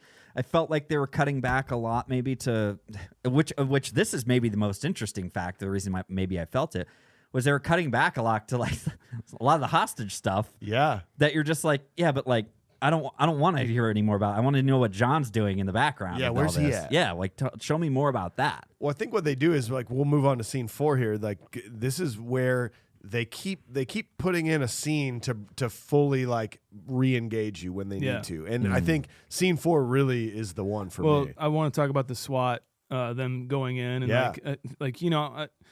Watching it this time around too, where it was like Hans knew this was going to happen. He had a plan. This is why he brought all this artillery. And I need you to press that button for me real quick. The Oh yeah, you punchable want to, face. huh? Oh, there it is. If we were on a I've got train one. to go punch a face, I'm on board. That's what I'm talking about. Bro, it's definitely what's his name, Theo. Theo. Yep. I fucking hate him. Which one's Theo? Theo's the hacker getting he's the into the hacker. safe. Ah. Yeah. Like All his like stupid like we got another one coming down the line. There's an explosion there. It's like shut your fucking mouth. Yeah. I know he gets punched by Argyle, which I love, but I want to punch him too. But you Yeah. want to get in on it? Yeah. I want to make sure, just to make sure he's out for the count. Yeah. Is that where you're going? That was Theo for me for the most punchable. Yeah. I don't know. I do think. I mean, the head of the police head sucks. Gleason. Yeah. Gleason sucks. Atherton's character, like this assuming of the media of their role in this whole thing. Like, blowing it out of proportion. Yeah, and like blowing it out of proportion, going to like basically dig up who these people are. Gross. Yeah. It's fucking gross. So I think I'll go just all the media in general. Okay. Just line them up in a room and go, Hell yeah, I'm down. or maybe like fart in the room and then Yeah. shut the door on You them. close it Yeah. and make sure there's no air that Yes. escapes. Yes, Yeah. that's maybe what I would do. Yeah. Most fartable room. Most fartable room group. It's a Most new thing. fartable room group. Most fartable group of people in one room. Dun, dun. Okay. Whoa. Oh, that smells terrible. Oh no! Where's the door? Who farted? I don't think this is gonna make a I'm sense. here on business. Who farted? I'm not even supposed to be here today. And bringing up the rear, who farted? Classic. We all love Love that joke. Oh, good Lord. All right, we going on scene 4 here. it. We have to. We have to. That's important. So, media and the FBI have now arrived on the scene. Harry Ellis is killed after attempting to negotiate with Gruber. McClane and Gruber, it's so hard to say, have a chance encounter on the roof where McClane is able to outsmart him and escape again. The FBI agents shut off the power to the building, which allows Gruber to access the vault. This is my favorite moment of the movie. This encounter of Hans and McClane. Yep.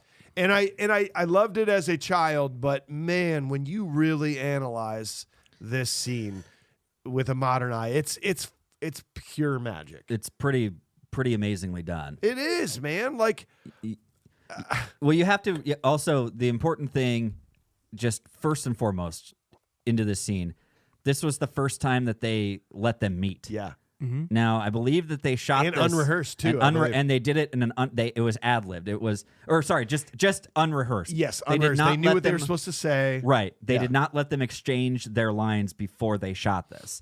And you can tell it certainly adds to this tension of this Yeah. scene. Yeah. It's very Because good. neither of them in real life know what's going to be the reaction of the other. Right. They might know their line. But they don't know how they're going to do They it. don't know how they're going to deliver, or like what's the motive. Like I assume you perform and you rehearse and you like get this motion to where it's What like if you did this? where and it's like second nature almost. Well, this is not second nature. It's just happening right then and there. Right. And to happen this early in the movie, man, like I think it was Joel Silver who like just was one of his notes was just to be like, I want them to meet somewhere in the begin or like end of the second act, really, which is like really unheard of because obviously sometimes they never meet. it's true. I mean, right. That's a yeah. good point. a lot of times where it's just at the end, there's the big showdown, which there is. We do get that, but to have it here too, to have them meet face to face, is just kind of unprecedented, and it makes this stand out so much because of their performances. It's just the two smartest people in this movie, like having an outsmarting contest. Like Right. for Hans Gruber to come up with the idea of pretending like he's an escaped hostage. Yeah. Fucking genius. Like I remember going, oh, what's he gonna do? And then as he pretended to be a hostage, I went, that's fucking brilliant. Yeah. And then for John McClane to sniff that out. To use the trick of, I do have a question for you. How did Gruber know to use the name Bill Clay? Maybe he just did his Or is he just research. that smart? He did so much of his research and knew like the Rolodex of people who worked there. He just knew, or Yeah. maybe he had an off-camera moment, like finding out who. Maybe he saw a name on a wall, like on a door or like something John- like that. Because he can't see the line. I mean, it's clear in this scene he cannot see that Rolodex on the wall. That board thing, He's got yeah. his back to that, Right. which McClane is using to be like, yeah, what's your name, It's dude? so smart. And Unbelievable. And so and then here's the added touch to this, right? Is he was smart enough, Gruber was smart enough to say Clay, Bill Clay. And you look up at that board and it's William Clay. Yeah. He said, and so he takes it an extra step to say Bill. Yeah, Bill. Sure, Like yeah. Clay. this is another, it's just another Clay. Clay. Clay. Bill Bill Clay. Clay. It's a lot of It's a little tongue. Claire. Claire. Sorry. But he's also, and it's also, you know, like you say, it's an outwitting process. I think the more interesting thing is, did McClane buy it to a degree but not trust it? Like, was he? Did he say, okay, you passed that test, but now I'm going to give you another test? Yeah. Right. Here's test number 2. I think you're exactly right. I think he wasn't gonna try and pull any punches with anybody, you know, especially this well-dressed guy. I mean, I know it's like an office building and shit, but like, you know, he's fought how many of these guys so far? And he's the only clean one, 3, you know. 4, 5, yeah. I don't know. There's something to that, but I think you're right. Where it is like he passed one test. He's like, let's do another. I'm test gonna give him here. another test and see what happens. Yeah. Some people say that he hears the accent and he's like, yeah, what is that? Yeah. But did you hear the cigarette theory? Dude, this one's my favorite. So most people will theorize that John McClane knew that Hans was not an employee of this company by how he smoked. For 2 reasons. One, Hans, this is a very European style of smoking a cigarette. You're holding it between your thumb and your first finger, like this, where John McClane's got the cool American style between the first and the second finger. Okay. So that was one tip off to see that he was smoking it in a European way. He knows these guys are all European. Yeah. But the other one being the cigarettes that he took were French brand cigarettes called Galuises or something, which were very famous for being unbelievably harsh tasting. The first time you would ever smoke one of those, you'd be like, what is this? Where the American palate's just not ready for that. Yeah. And that this guy takes it and just smokes it like normal. Wow. You know, so that is a theory that happened. I love that. Also, there's a deleted scene apparently where all the terrorists have like the same watch. Oh yeah. And that he sees that same watch on Correct. Gruber. Oh, okay. So there's like a lot of reasons he could have figured this out, I guess. Yeah, But I mean, a lot of subtle Yes. stuff, which is really, I mean, it's just so Genius. good. It is like, if that's written or just kind of come up with, you know, maybe on the spot Yeah. or whatever, it's just so cool. Because you yourself are figuring it out too. It's not telling you. he goes, oh shit, he passed it. He knew the name. Yeah. Fuck, this is crazy. Oh man, no bullets. Oh, you know that guy. Well, there's the aspect too of it being like the Hitchcock thing where the bombs are on the table. We know Hans is a bad guy, but you know, But he maybe doesn't. McClane doesn't know that is Hans specifically. You know, he's suspicious that it might be a bad guy. Yeah. But it's actually the guy. And it's kind of a great play on that too, that bomb under the table, because he's handing him the gun, aka the bomb, to the What are you gonna do? the other person who we know is the bad guy. Oof. That's a really great little like kind of play on that. Yeah. Half of me wishes if they could have rewrote this movie that this would have gone on longer. Yeah. Like I wish he wouldn't have given him the gun. And he would have like, come with me. We're going to go do some missions. And like the next 30 minutes would have been him still pretending like he was Bill Clay and being like, yeah. And maybe they like got to know each other a little bit and became friends. He's like, you know what? Actually, you're not such a bad guy, dude. I have something to tell you, John. Listen. I'm actually not Bill Clay. Yeah. I'm Hans Gruber. I knew it. Now, before you overreact, listen. You break my heart. You break my heart. I like to think that they go on like their little missions and they kind of keep cruising on through and they come across another bad guy and he's like, what the heck? Who's this? What are you doing here? And he's like, he kills the bad guy. And he's just like, I'm sorry. I'm sorry, man. Let's get back to it, John. Yeah. Okay. He's like, hey, you're not such a bad guy there, Bill. I love this idea. Oh, this is great. Yeah, I'm just saying, man. Hans just has to commit to the bit. Yeah. I will say one more thing. I'll take it back because I want to take it back to his stage acting career and how it really shines through in this. Very kind of over the top, overreacting, very, very big expressions from Alan Rickman in this.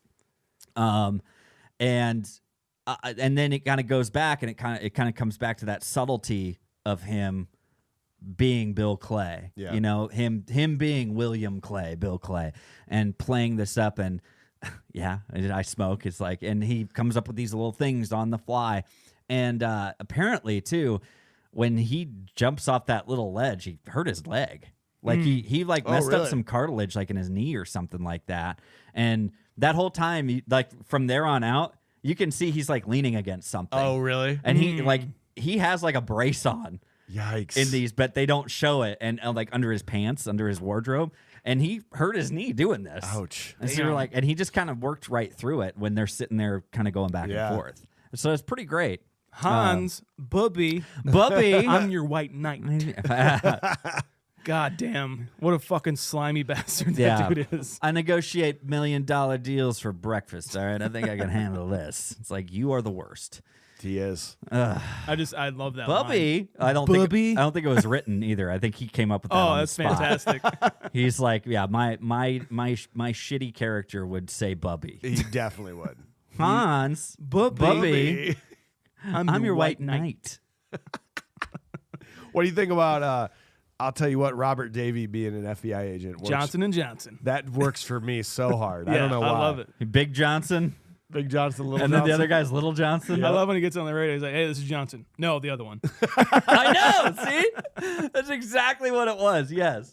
Oh my gosh. He's a great FBI agent. So good. Is this another?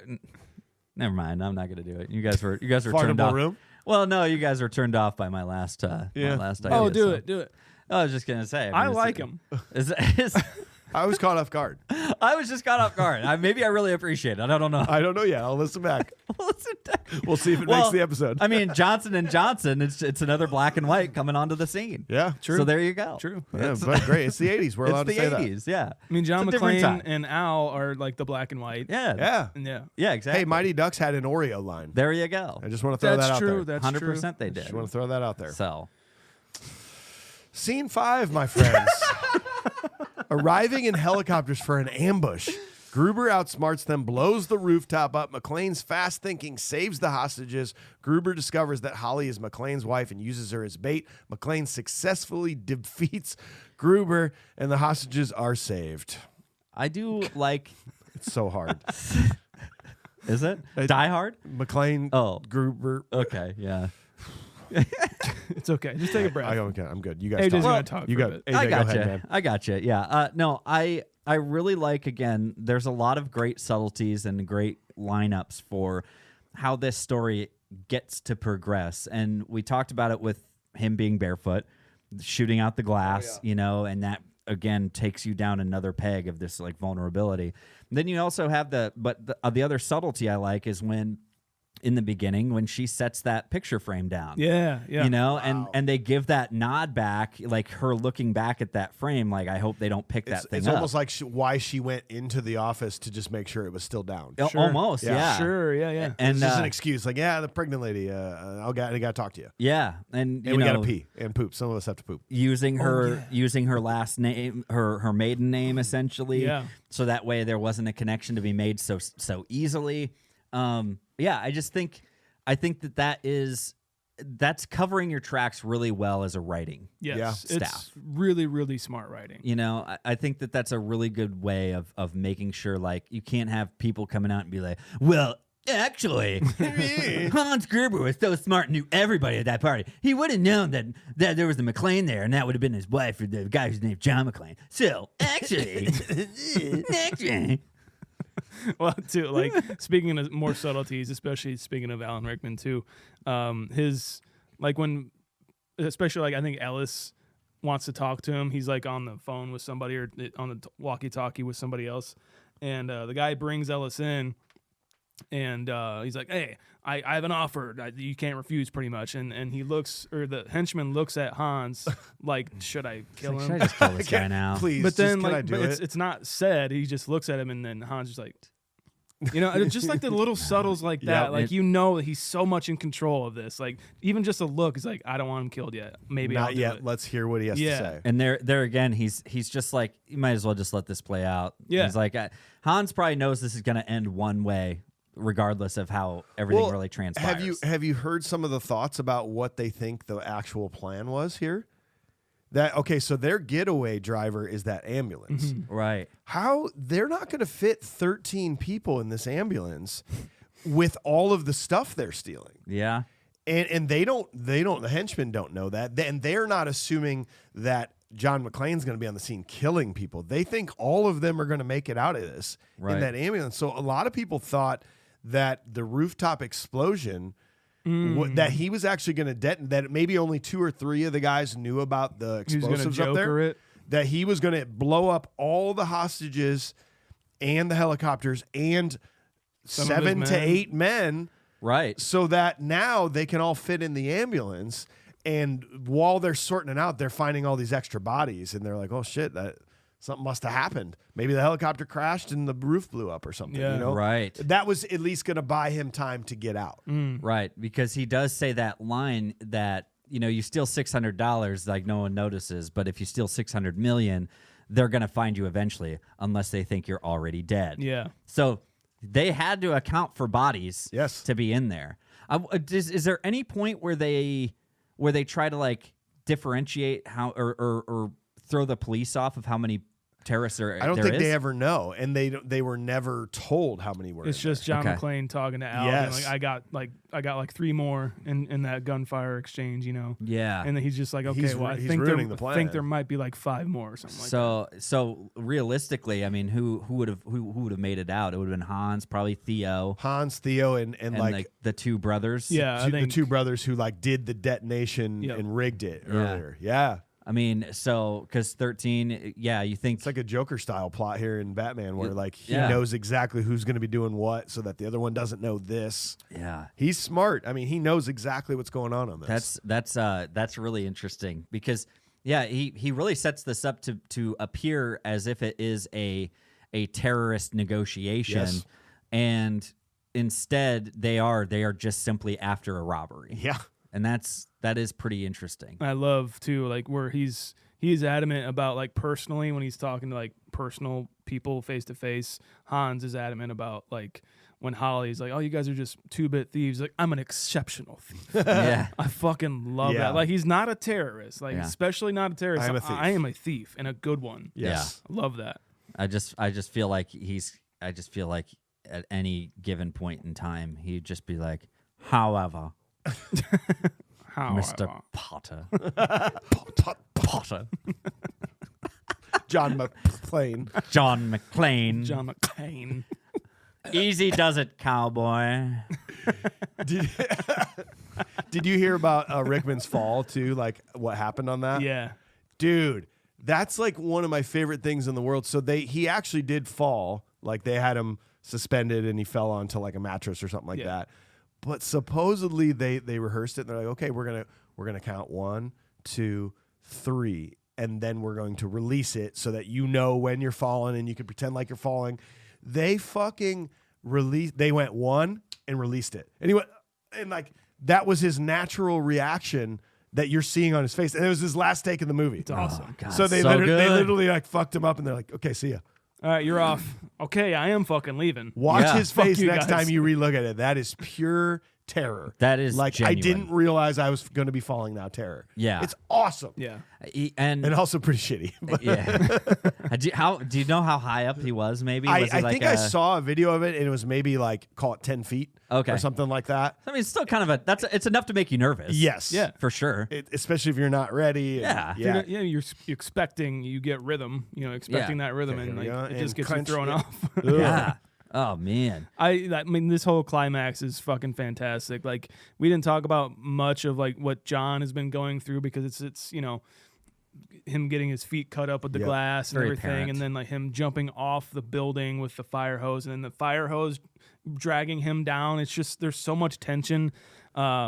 And then I mean, like it's one of my favorite shot of him is just that fake out. Of, Oh God. he Taped up gun. shoots Hans the Gruber. Yeah. And then shoots Huey Lewis in the head. It's just it's so good. But then like you get the whole That's the power of guns. power of gun. Yeah, NRA. All right. Yeah, I love how this movie wraps up, dude. Like, and then goes outside and meets Al. It's great. Yeah. It's done very well to just make sure that if you made it up to this point, you're going to be happy that you did, because the amount of tension that he goes through, not only that, but also being shot at by the FBI, him firing the gun so the hostage was listen to him. He almost killed FBI agents. I know, and I think it's a really, really. I mean, the amount of tension it lasts for a solid 10 minutes. It does probably not let you down. It doesn't. No. Sometimes these movies will get to this point. You're like, yeah, okay, they're trying to wrap it up. Whatever. They really save a lot of great moments and shots. And like I say, they're one after the other. That jump with the fire hose is an iconic scene with him and that machine gun. Like he's just out the window. I've got to say, guys, they need to figure out a different glass company. This plate glass is not doing it for this building. It's too easy to break through these windows. It's way too easy. These should be bulletproof. Especially if they got that kind of stuff hidden in their vaults. I mean, look, I know that there was a bullet hole in the one when afterwards, and he's got that season's greeting tape. That's an awesome thing. You can't 1, 2, fine, Mike. I'll keep my John I McClane. knew what you were going for. But he pulls that and he's like, yippee-ki-yay, motherfucker, like that kind of thing, and he caps them both. One goes through the window, but then it's just like he just falls against it. That is not a sturdy window, guys. You want to get like maybe 1 inch, 3/4 thick glass. You're 30 stories up, and this is what you've got holding people in.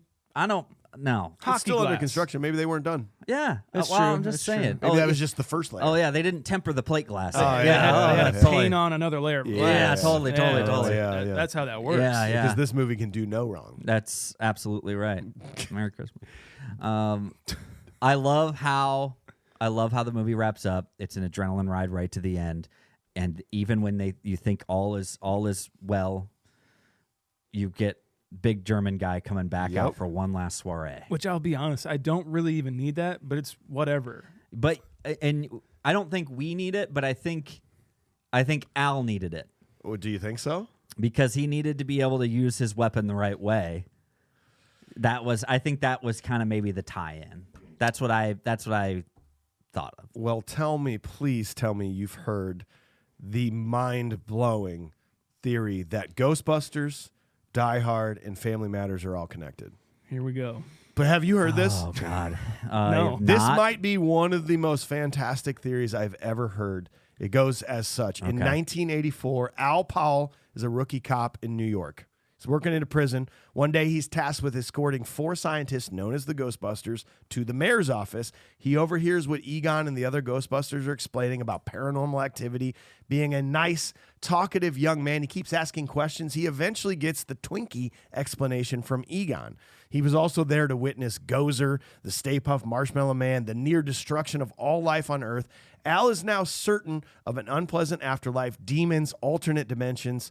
As life in New York City attempts to go back to normal, he remains on edge and can't stop thinking about what he witnessed.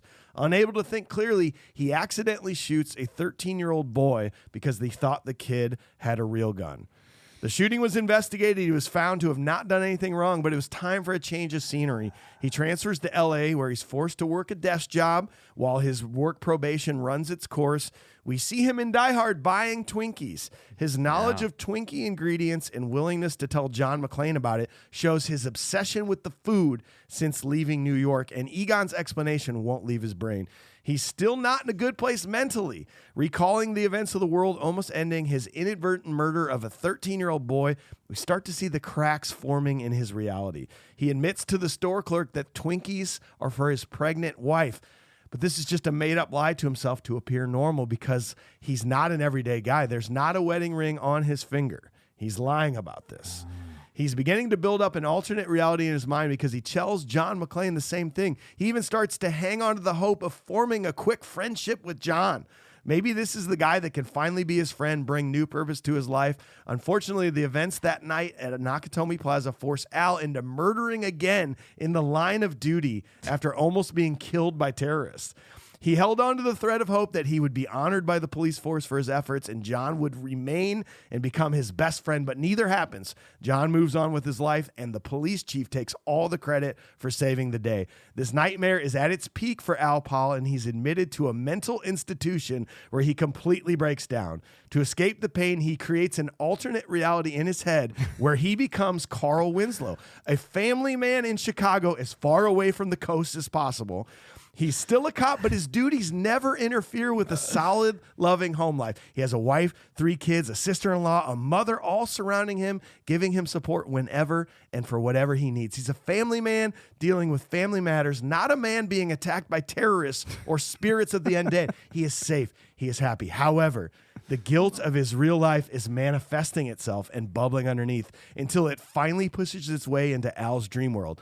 A 13-year-old boy named Steve Urkel, Oh my! the very same boy that Al killed accidentally back in New York, Oh no! with nothing to offer but being obnoxious, interrupting Al's peaceful dream existence. Steve haunts him like an angry spirit, causing frustration. Carl's powerless.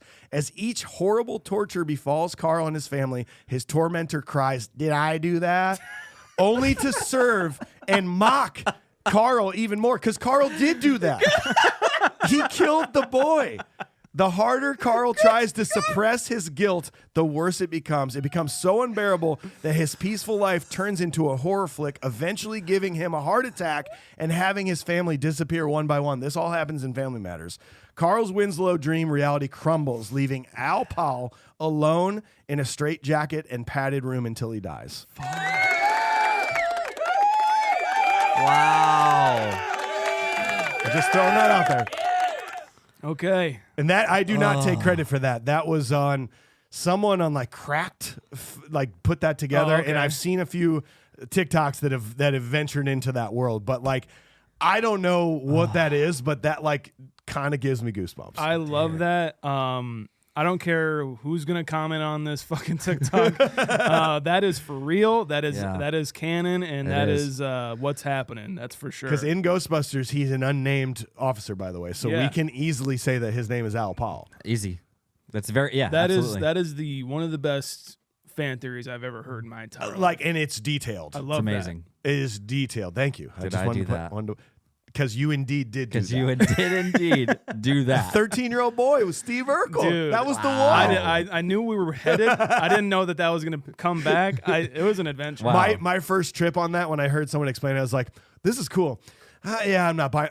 I love this. Oh my! It was this roller coaster ride. Well, boys, Amazing. after that, do we got anything else to say about time? No, Absolutely call not. it there. All right, we've dissected it with a modern eye. We now need to give it a modern day rating. We're going to go to Sean on this one. Sean, modern day rating. What do you think about this movie? I think this is just one of the best action movies of all time. I am in the camp of I think it's one of the best Christmas movies of all time. I heard someone out there say it's not a Christmas movie because it's on Christmas Eve. I'm like, well, Jingle makes All no the Way sense. is on Christmas Eve, and that's a Christmas movie. I hate that argument. It's so stupid. I don't see the argument of it not being a Christmas movie. Whatever, we're not going to talk about that. But it's one of the best action movies of all time. It's one of the best casted movies of all time. Like casting Bruce Willis in this role of John McClane was a risk, and it fucking paid off.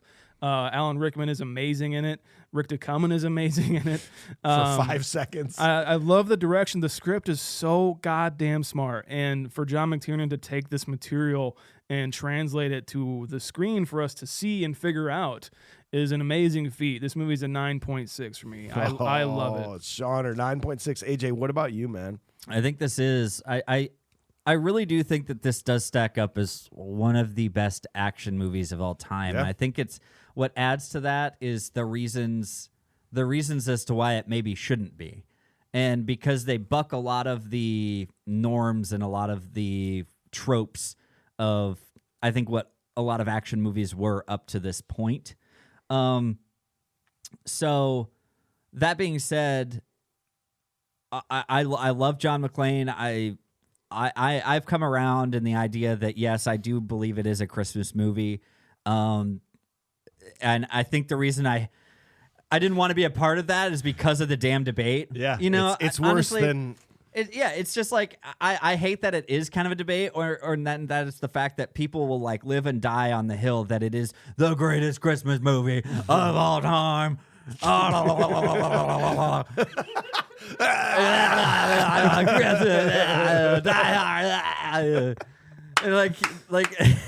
But it's like it's not the greatest Christmas movie of all time, guys. I'm sorry, it's not. But it is a great Christmas movie. You are correct. But I believe it's an action movie first. And that all being said, I do think it's up there with a lot of the action that we've put together. Trying to set this in the right place. I think I'm going to give this an 8.95. 8.95 for age. I'm still a believer of what I said in the past about this. Like I'm not going to watch this at Christmas because it is way more of an action movie for me than it is anything else. But I will admit, being able to watch this 20 years later, there is a lot more Christmas stuff about it than I remember it. Mm-hmm. And if that is your thing, you should do it 100%. I'm rating this as a movie, not a Christmas movie. And for me, it's one of the best movies we've done. I fucking love it. I'm going to give it an 8.2 on my list. We got executive producer Starling. Gentlemen, I am currently excited and nervous to tell you that I am writing this review from the very own Fox Plaza, a.k.a. the Nakatomi Plaza, Wow. a.k.a. the real star of this movie. I am basically Hans Gruber right now as I have snuck in past the guards. Please know that I only did this for Confused Breakfast street cred because I'm about as comfortable with rule breaking as Cam from Ferris Bueller's. Yeah. But I am channeling John McClane today, boys, and it is exhilarating. As for the movie, having watched it again, I'm realizing my first watch offered no basis for proper judgment. Was I on the phone the whole time? I noticed so much more going on in this classic this time. Excluding the gratuitous naked breasts, sex in the office, and blatant cocaine use, I wouldn't have guessed this movie was from 1988. It's a white Christmas. We have a guy with special training trying to save a family member. I was expecting an office building version of Commando. There's a lot of extra details. Sometimes it works, offering context and details just to make it more interesting. This doesn't just take place in an office building. It's a Japanese-based company's office building on Christmas Eve. John came to LA to go to this party, but he's a complete fish out of water with an ambiguous relationship status with his wife. Hans isn't just a bad guy robbing a vault. He's leading a pack of East German robbers who are pretending to be terrorists. These details genuinely add suspense because there's an inkling when watching that these details must be crucial to the story when many of them are not. Sometimes the extra details are fun but add nothing and go nowhere. The flight attendant basically eye bangs John. Why? I mean, hey, it's Bruce Willis, but it's absolutely irrelevant and goes nowhere. Yeah. A girl jumps into a guy's arms at baggage claim and John grunts, California. We get it. You're from New York. Why does this matter? We don't need the entire security guard scene to make the point that the only party guests are left in the building. There's a machine gun shootout toward the end of this movie that lasts for 2 solid minutes with a lot of pauses, not much payout. And don't get me started on the poor, oblivious, but lovable Argyle. He's just chilling in the garage to add even more time to this movie. While there's a lot of minutia and extra scenes to add action, we have the absolute meth fest between John and his wife. Which is very true. You know how you know a dude wrote this? Holly's the only female character in this movie. She's a director of corporate affairs, and they have her faxing her own documents on Christmas Eve.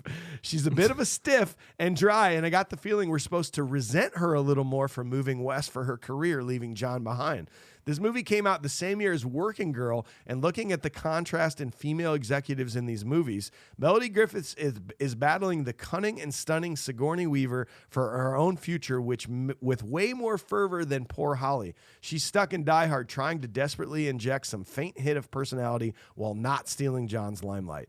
You probably want to punch Ellis in the face, but to his credit, he didn't give up Holly to save his own ass. Sure, he was loud and a bit obnoxious, but don't forget, he was also high on 80s corporate coke. That's how you act.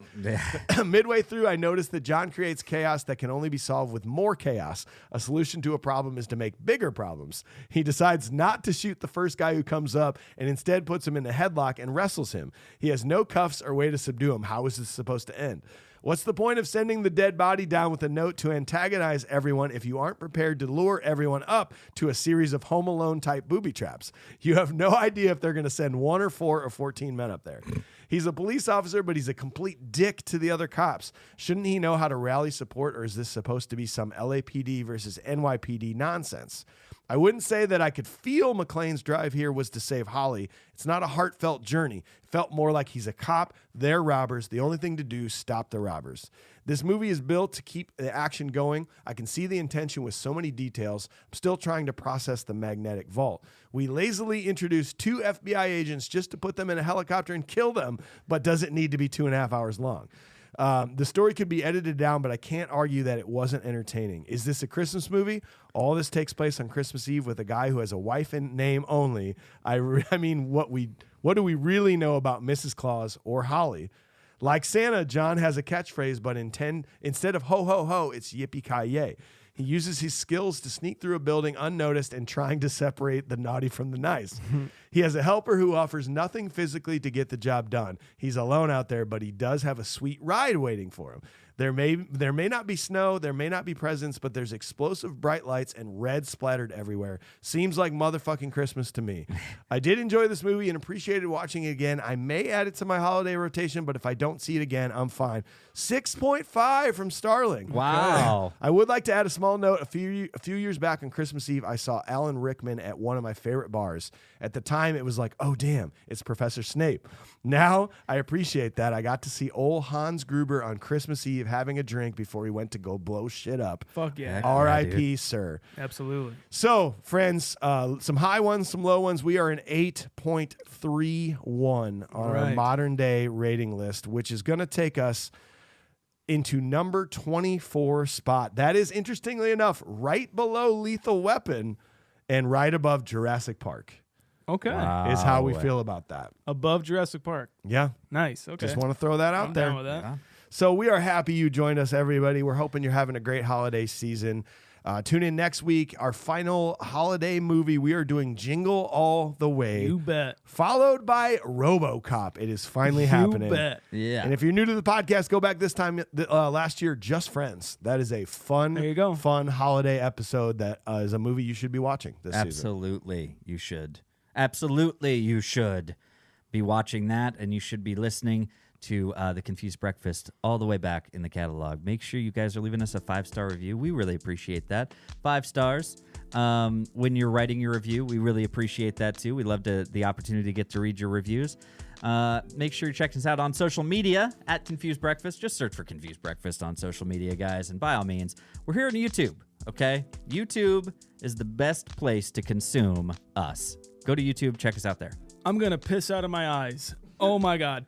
Go to confusedbreakfast.com. Let me talk longer. I'm going to see if I can drag this out. Go to confusedbreakfast.com and get some merch. You can get some buttons there right there, or some shirts right there. You can go to Not Your Father's Beer shirts on Instagram and get some official Steve Koozers. We all got them. We all love them. You can go to the same damn website and see the ratings we've done. What's going on? We're just laughing, man. Okay. You can go to confusedbreakfast.com, see the ratings we've done, see Mike's, AJ's, and mine, and then the show's overall. See ya. Hey, wait, don't leave yet. Don't leave yet. The show's not Merry done. Christmas. We are on the Cloud 10 network, also part of iHeart Podcast, which is iHeartRadio. You should check us out, learn more there at cloud10.fm. Yeah.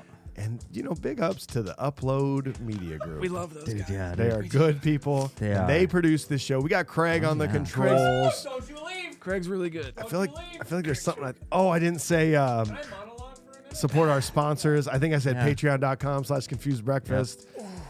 I think I said waterfalls. It feels like waterfalls. Feels like a rock. Sean, go ahead. That's it. We're done. Go. See you. Bye. I love you. Merry Christmas. Craig is like the dam that holds in all the water to this show. That's a good one.